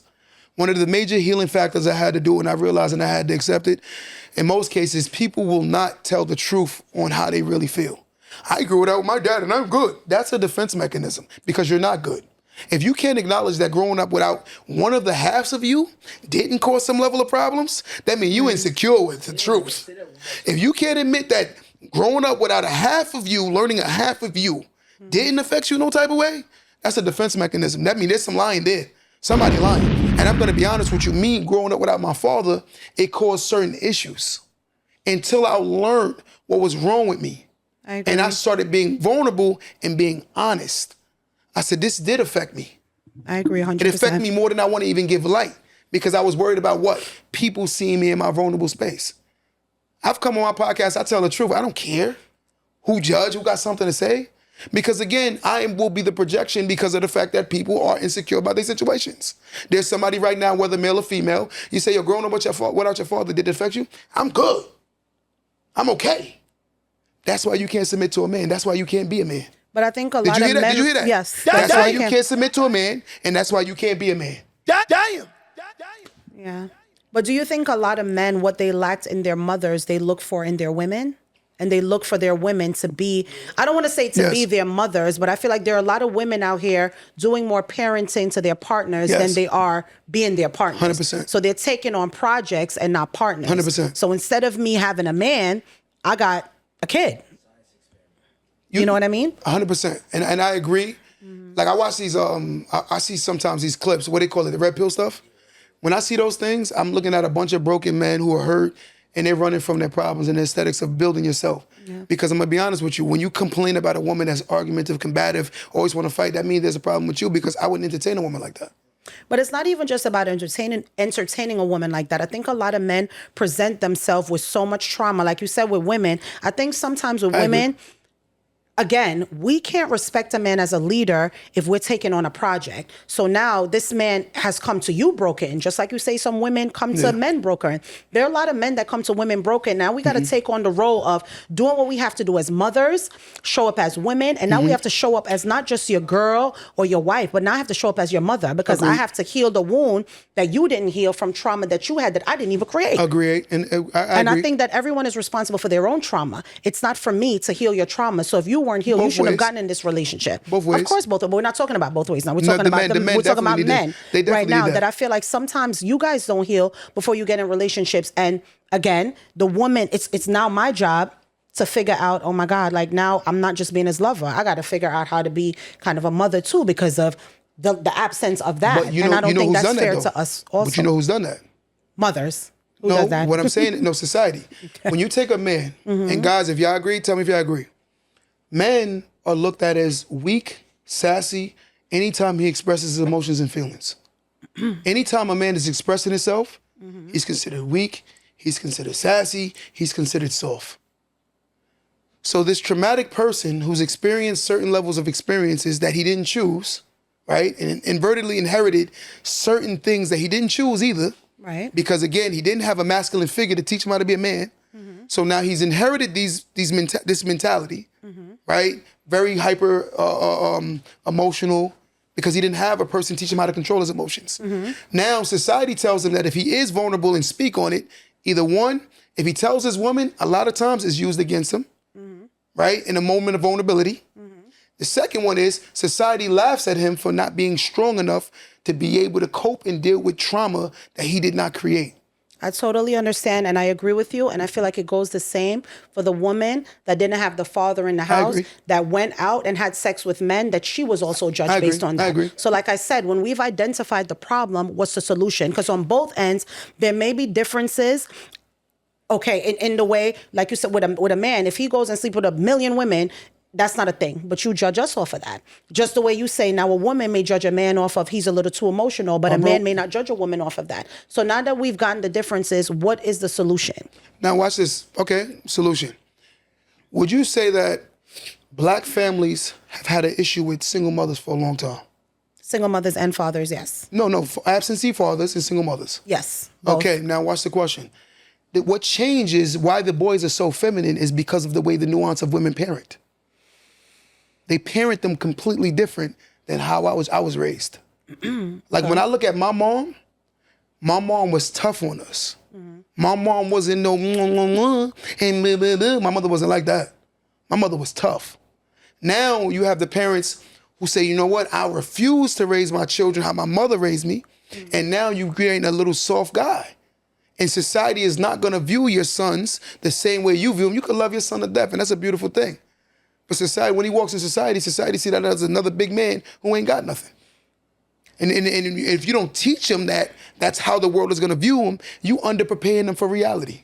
But I think there's a thin line in between babying a boy and letting him express his emotions, because you also just said when a man comes off as emotional, he's sassy. So a woman doesn't want to raise her son to feel like he can't express his emotions. I have 2 boys. My 12-year-old, we've talked about this. He's a little bit more emotional than my 8-year-old. I don't ever want him to feel like, if he comes to me and says, Mom, this is what I'm going through, you need to be a boy. You need to act like a man. You need to be a man. I don't want to say that to him. I want to give him a safe space where he feels like he's able to express his emotions. He's able to come to me and I'm not judging him and I'm not making him feel like he's emotional and sassy because he feels. So it goes hand in hand with you saying those same boys get raised and looked at as sassy if they have a mother who's too rough. So where is the fine line? The nuance of women, they raise men they would never date. Do you understand that? The nuance of women, they raise men they would never date. And then the sad part is, Shay, you have to take over where the mother left off at. This is what they've creating. My mother raised a man because my mother made me make my own sandwiches. And then she said, if you go to Brooklyn and you get stuck there, you better figure out how to get home. My mother was not, let me Uber you you got kids that live 3 blocks from their house, their mother's Ubering them home. 3 blocks. So this young man has no sense of self-worth, no sense of I can do anything for myself. Is always looking for something codependent because that's how he was created. And then he's ostracized and judged because we're not going to look at a lot of those guys that you see that's super weak. Go look at the mothers. They babied him a lot. They baby him. Do you feel like we also live in a different society though, from when you and I were growing up? So still parents, the same. The responsibilities parents are still the different same. because times are different. I think you can be more understanding of letting someone express himself, but tough love is great love. Tough love is the same. It's the truest form of love. But when you tell somebody, yeah, let me not say nothing to hurt his feelings. My son musty, your fam, you musty. What are you doing? What are you doing? Not, I just feel like sometimes you walk around smelling. No. Society ain't gonna do that for him. Because every time someone that gives him, yo, you musty, he becomes hypersensitive or hyper emotional. Right. Because he's never been taught how to receive constructive criticism. So therefore, he's expecting the same, what the mother gave him from his woman. So a lot of times women are dating for fathers and a lot of men are dating for mothers. That's what you see out in society today. They're looking for mothers. They're looking for dads. Think about this. The women, they asking the men what, to pay for everything and trips and all of that? That's a father. The men asking the woman, they bleeding on the woman emotionally, that's a mother. It's just what it is. It's society, the way we're parenting is horrible. Horrible. You got kids failing right now and they still got on Jordans. I agree with that. Yeah. Why? I do agree Because with my that. baby ain't going outside looking crazy. But I feel like that's a lot in our culture. It's funny, guys, because I have a friend who worked for a college, right?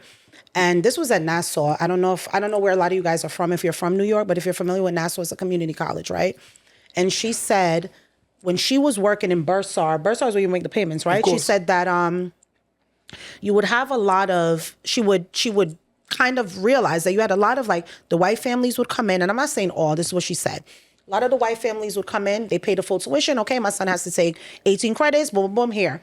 Indian families, Asian, whatever, Spanish. She said a lot of black kids, they coming in, do your sneakers, do your belt, do your everything. Oh, I got to drop 2 or 3 classes to be able to pay this and go on this. The most, I think for a lot of black people, again, I'm not saying who, but I'm talking about my own culture, my own race. We do so much lavish. We worry about the wrong things. We care so much about an image, and we care so much about, you know, social media, the likes and the prom. Like I see people preparing for the prom, and they need to rent the most lavish car. The kid ain't even make it. You don't even know if your child's going to college. You don't even know if he got into a school. And I feel like, I'm not saying you don't reward your children for effort. I'm not saying when your kid does good, you don't reward, but I feel like, what's the limit? Now your kid has on $2,000-$3,000 shoes. He got on, you know, you done rented a $20,000 chain. There was one mother where she must have took all her money out of the bank to just throw it in the air, but it was surrounded by family because we all got to catch it because it got to go back. Why? Just to show off.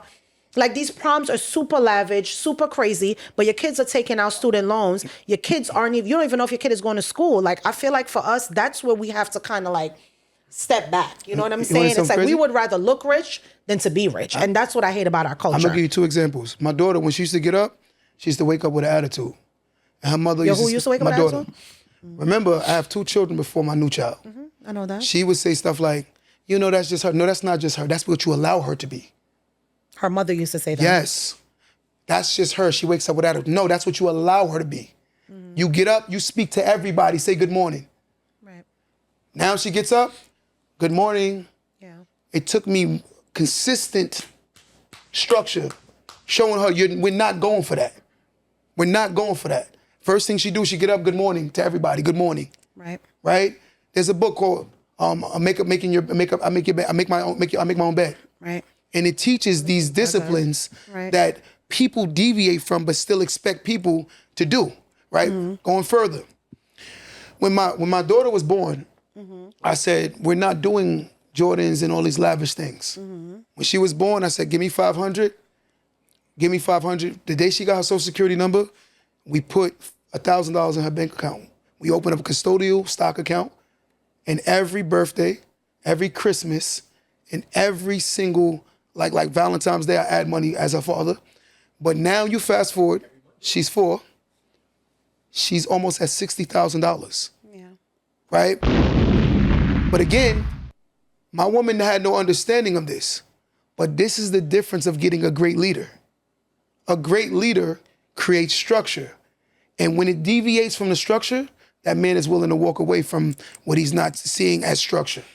So what I'm going, let me finish. So when now fast forward, I didn't want to give my daughter the lavish birthdays. Right. I didn't want to give my daughter, you got Dora the Explorer in your yard and you crying about the rent at the end of the month. Do I believe what's going on is you have mothers for the most part who believe that I don't want my child to feel the financial struggles I felt. And I feel the guilt. But in reality, you're not helping them. Yeah. All you're doing is prolonging a surgery that needs, or you're putting a Band-Aid on something that needs surgery. The major issue is in that situation is the child not having the structure and having understanding the value of money. They're going to continuously look at it as how you got your child thinking because you rent the Lambo for one day you lit. That's a horrible parent. Our culture does that. I agree with you when it comes to kids because I feel like with my boys, I started that early. The college funds, the savings bonds. I know they say savings bonds, but I did that when they were like a couple months old. I started the college funds. I started all of their own accounts. Like, I don't know if you guys, what is it called? I think it's called Greenlight. I don't know if you guys have kids where I it's got like Gerber. the little debit card, and my kids have had that since they were young. So every week, instead of giving them an allowance, I put it Yes. in that account. So it takes it out of my account and puts it in their account. So my almost 13-year-old has a ton. My 8-year-old obviously has a little less because he's younger, but it's teaching them that I don't need to put the money in your hand. The money is there and you could use it. So now when my son goes to the store and I'm like, here's your card. You want something by? He's like, I don't really know if I want to spend my money. I'm like, all right. But think about It's just teaching you that it doesn't grow on trees, and this is what we're doing. So I feel like it is very important for our culture to set our kids up, because my parents weren't able to do it because they weren't. You know what I'm capping for what? Like, I don't need to cap. Keep going. Like, our parents didn't do it. I saw it and I read it. My parents didn't do it for me. They weren't able to do it for me. So the fact that I'm able to do it for my kids is something that I feel like I have to do. Life insurance. I feel like another thing in our culture, a lot of us don't have that. We believe, I remember people used to tell me, oh, you know, you're way too young to have life insurance, or why do you have life insurance for your kids? The minute that my kids, my husband and I, we set it up. Like, listen, we all need life insurance policies. Now we need to set up something. And I mean, not on just me and you, but our kids. We need to know that God forbid something happens. We're not on here setting up a GoFundMe, talking about I need this. So people could laugh at us talking about they wearing Burberry coats, but they need money for burial. We don't want to do that. So I feel like financial literacy is key. And just teaching our kids something we didn't know. I wish somebody would have taught me that if I would have invested in an Apple stock $1,000 when I was 18, I would have been a millionaire. No one taught me that. So for me, it's for me to teach my kids, like, listen, I'm not telling you money is everything, but you need it. And if I can help you, you know what I'm saying? To just set my kids up. I know when my kids turn 18, there's the money that's there. You choose to do. I would rather go broke making sure my kids is good than to be out here flexing. I swear to God, I will go broke making sure they're good than to be out here flexing. You know, the true formula of making your child a millionaire is, first birthday, you put $1,000 in. Every birthday, you put $500 in. And then every single birthday, every month, you put about $50 to $25 in every single month until they're 18. After 18, you leave it alone, let it compound. By the time they're about 25 to 35, they'll have over $1 million guaranteed. Right. Guaranteed. But again, you know what it is. We want to look like we have more than what we have. And then you heard in the next generation, we would say the economy has gotten expensive. The only reason why the economy is expensive because our parents didn't know financial literacy. The economy's been getting expensive. From my grandfather to my mother to my generation to my son's generation. It's been like that. Since the beginning of the time. You take the 60s, got more expensive in the 70s. It got more expensive in the 80s. It got more expensive in the 90s and 2000s. It's going to continue to be like that. But what's going on is you're seeing people that came to test underprepared. They didn't come with their notes. They didn't do anything. They just sat there, didn't study. And then the parents, they got older. You know what? I feel disgusted that I didn't have these nice things. You got to make your child believe that I am him or I am her without the luxury items. When your child feels like you teaching them a copycat mentality, you're nothing without the latest J's. And everyone got on these sneakers, so I have to have the latest sneakers. You're supposed to build their confidence where they don't care. You know what I'm saying? And if you are in an area that's teaching your child, yo, you ain't nothing without Jonas, more than likely you in a bad area.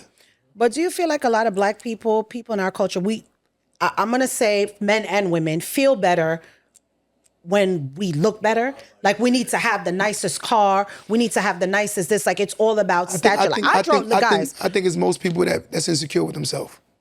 Because I'm going to be honest with you, as I've leveled up, Shay, the most successful people I meet, they drive the most modest things. Agreed. And they live very modest. Agreed. Wealthy people plan on how they're going to make more money. Broke people plan on how they're going to spend more money. Agreed. So therefore, again, the people that you're talking about are very, very, very, very people who are very insecure with their truth. Agreed. And they live in a delusional space because it makes them feel better about a falsified reality. Because Adam Sandler will put on the junkiest clothes that we consider junky, jump out of his driver's chauffeur truck and go play basketball in the middle of nowhere, and he has a $500 million net worth and don't care about how you perceive him. Because he don't view money as a god, he view money as a tool that's allowed him to have the time to do whatever the hell he wants. We look at money as a tool to make us look like we're in positions we're not. Two different mentalities. Remember I used to say to you, so my husband is Indian, guys, totally different culture, right? And when we first started dating, I never understood why he was so cheap.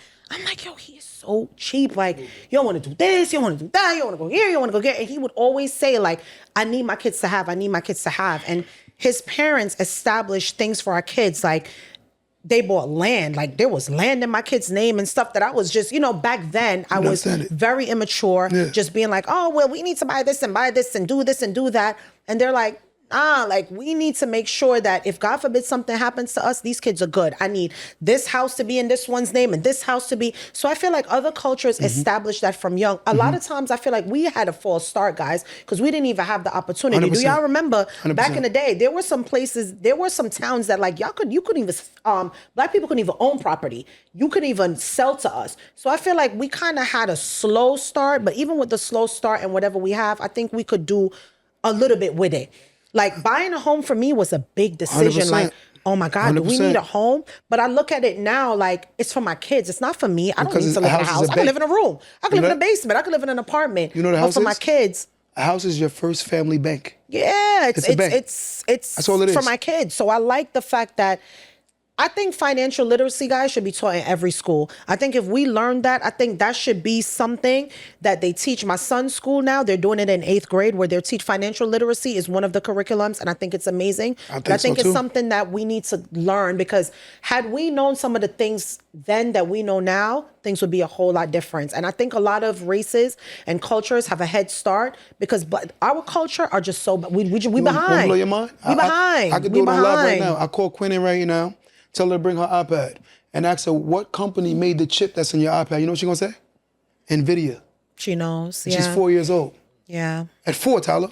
Am I capping? At 4. Yeah. I'm lying, Kinsey? My daughter, I sit here and say, Quinn, name 3 pair of Jordans. I'll give you $100. She going to fail that. Yeah. I tell my daughter to name 3 tech stocks at 4 years old. She can name it. Mm-hmm. Because again, the information that we claim that they withheld from us, we were holding it from our children. Yeah. We're doing the same cycle. Yeah. And then they get mad and blame the world. And I'm like, no, it's you. You the one that stopped opening books. You the one that stopped learning. You the one that's insecure. You the one that don't want to hear truth. You the one that want to look rich. Yeah. And a lot of them, they get mad at that. I agree. Right? Like my cars, we lease them and we write them off in my company. It's a tax write-off. But again, I don't go into these details because a lot of times, Black people, when you start talking about what you've accomplished, they take it like you're showing off. Yeah. That's the same way as a person that's confident. They don't like it. They hate people that are confident and know what the hell they're talking about. Yeah. That's why a lot of us have stayed in rooms that we feel superior in, or equivalent to. Mm-hmm. Most people will not go into a room that's speaking Spanish if they don't speak Spanish and stay in there until they learn Spanish. That's financial literacy. When you stay in spaces, they speak in a language that you don't understand, but I'm going to stay here until I learn it. Stay here until I learn. I agree. I'm getting up out of here. They speaking like, I don't know what the hell he's talking about. That's most of us. And then they envy the ones who stayed in that room to learn. They're going to call you Uncle Tom if you behave a certain way. They're going to call you think you all of that. You think you better than everybody. Yeah. But again, it's a mentality. Because again, you're being taught by hurt people how to think. They're not happy. Yeah. You know my girl. She seems happy to you? Do it seem fake? No, I love her. But if I'm this mean, arrogant monster. Here we go. I don't think, but I'm not talking about you. I'm just saying, why would she feel that way? She know the same energy that I have, that same energy that the aggression that you see, I have the same energy with the bills. I don't fight my woman, I fight bills. I don't fight my woman, I fight responsibilities. As you should. I don't fight my children and pour into my children negativity. I teach them responsibility. That's why I stand here as a king and can crown my family gave me my crown, not me. But again, it takes confidence for you to be this kind of a person. If every man had this true perception of himself, you would see a lot better men. Say it again. I think Black culture is not a confident culture at all.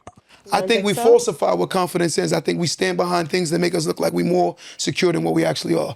A confident person is a person that can go outside without makeup. A confident person is a person that can go outside without wearing the latest and greatest. A confident person is a person that don't have to wear brands and they're comfortable with it. Because 9 out of 10 times we're worried about what people gonna think when they see us. When a person is like that, they cannot tell me that they're confident. You got people that put on makeup to go to the gym. Damn! This is who you are. I remember the other day, the lady made me take 85 photos just to choose one photo. I said, all 85 of them photos is you.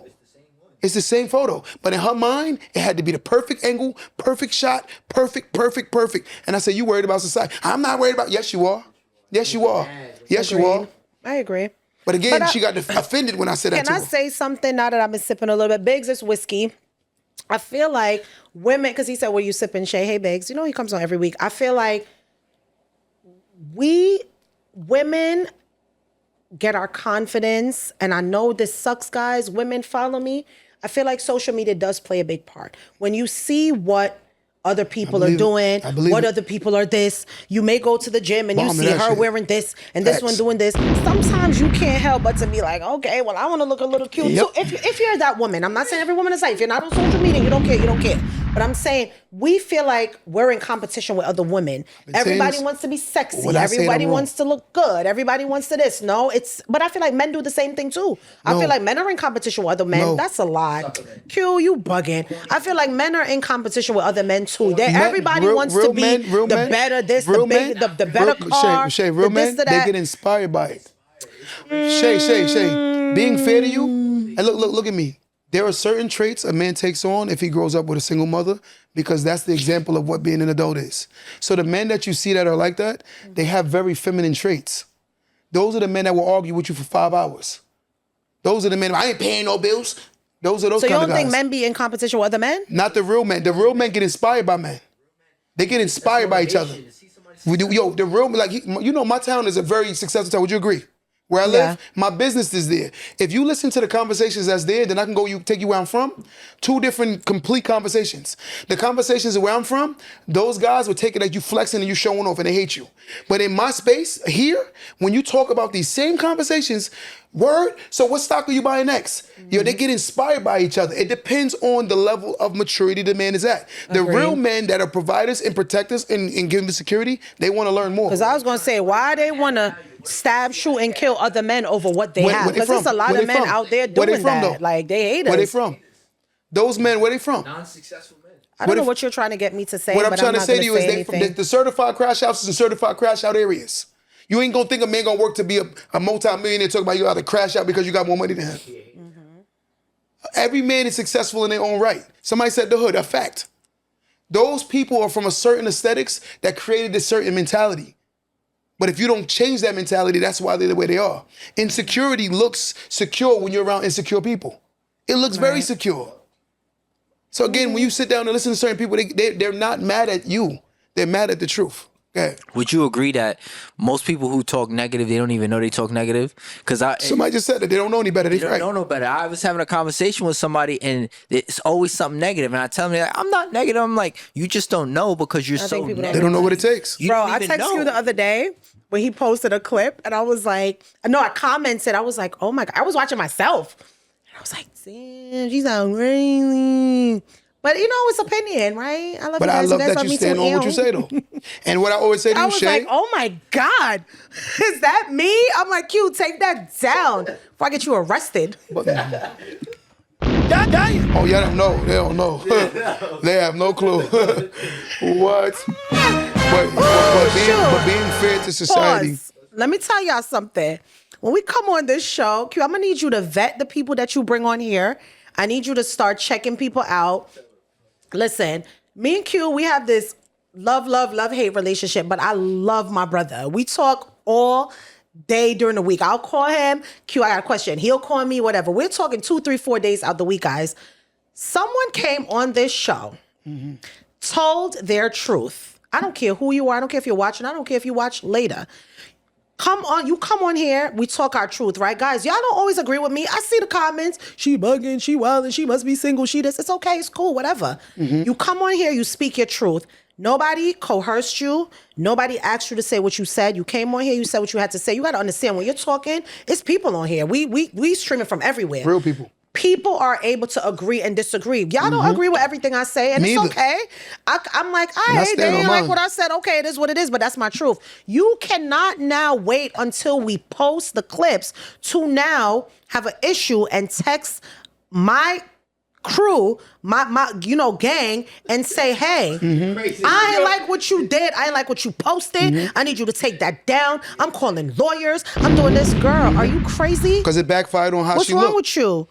What's wrong with you? Like, you came on here, you spoke your truth. You were very comfortable. I saw you was smiling, put your head up. You was like reading. You was sitting in my chair, just saying.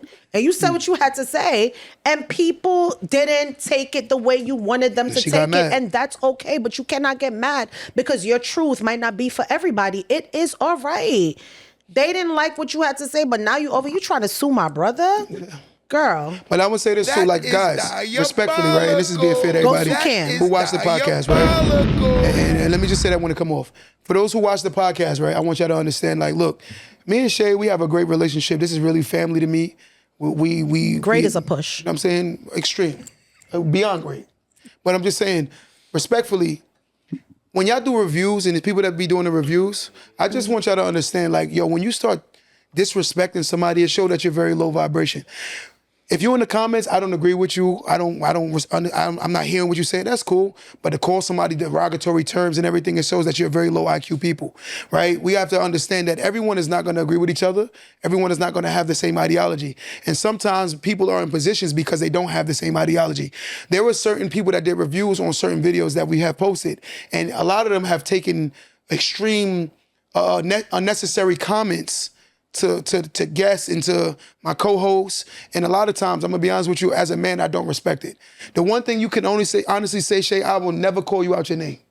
I never call women out their names. I don't put my hands on no woman. I am not disrespectful. I walk right off. You know what I'm saying? I'm being honest. But again, when you sit down and look at these reviewers, they be saying some very negative, condescending things, and it says that, man, you might be, these men that are doing these reviews, y'all maybe have mommy issues and daddy issues yourselves that y'all need to work on, abandonment issues, because the way you talk about a woman you don't know is crazy. This is also a beautiful black sister who spews her confidence every time she comes on here by even taking the scrutiny and the backlash that you're gonna give her, and she don't bend. Right? She stands strong on what she believes. But again, guys, stop the disrespect. The disrespect is extreme. Because again, we are voicing our opinions and we're allowing ourselves to be vulnerable and speak our truth. The whole concept, they say in another black podcast, this podcast is not here to hurt, it's actually here to build.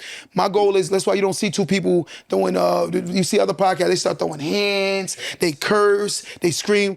Man, they be throwing hands on other podcasts, fighting? What? I ain't trying to fight Q. I'm in the gym too, but he's strong. That's crazy.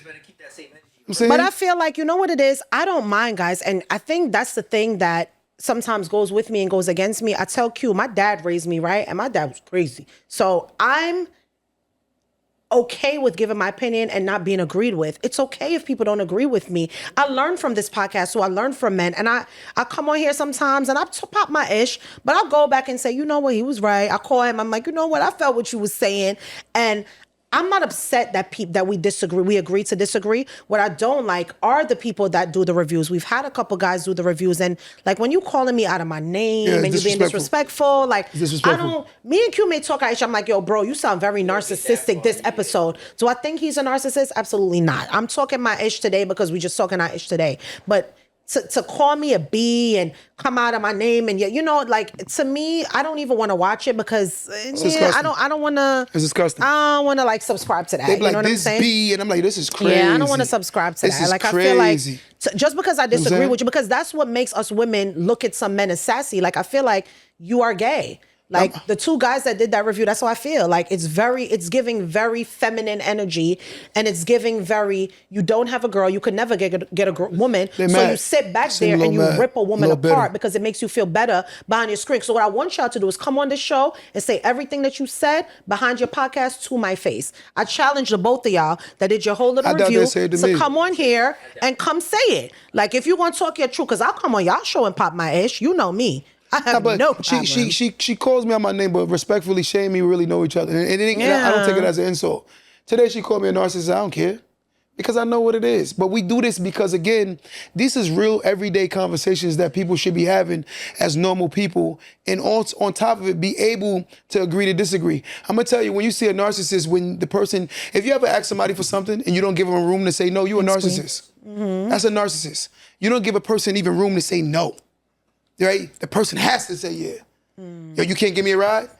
So you can't give me a ride? Like, what? No, I just got off of work. Yes. I'm tired. I want to sleep.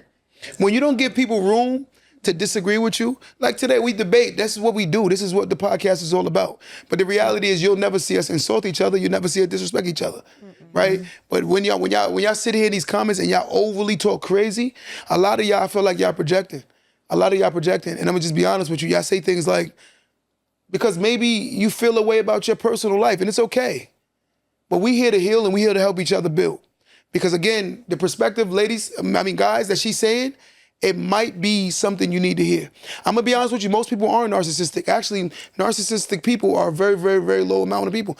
Somebody Google it before we get out of here, the percentage of people that are actually narcissists. Thanks, Biggs. He said you got a no shade to no she mean no harm. I love Biggs. Biggs always boosting me up. Yeah. Thank you.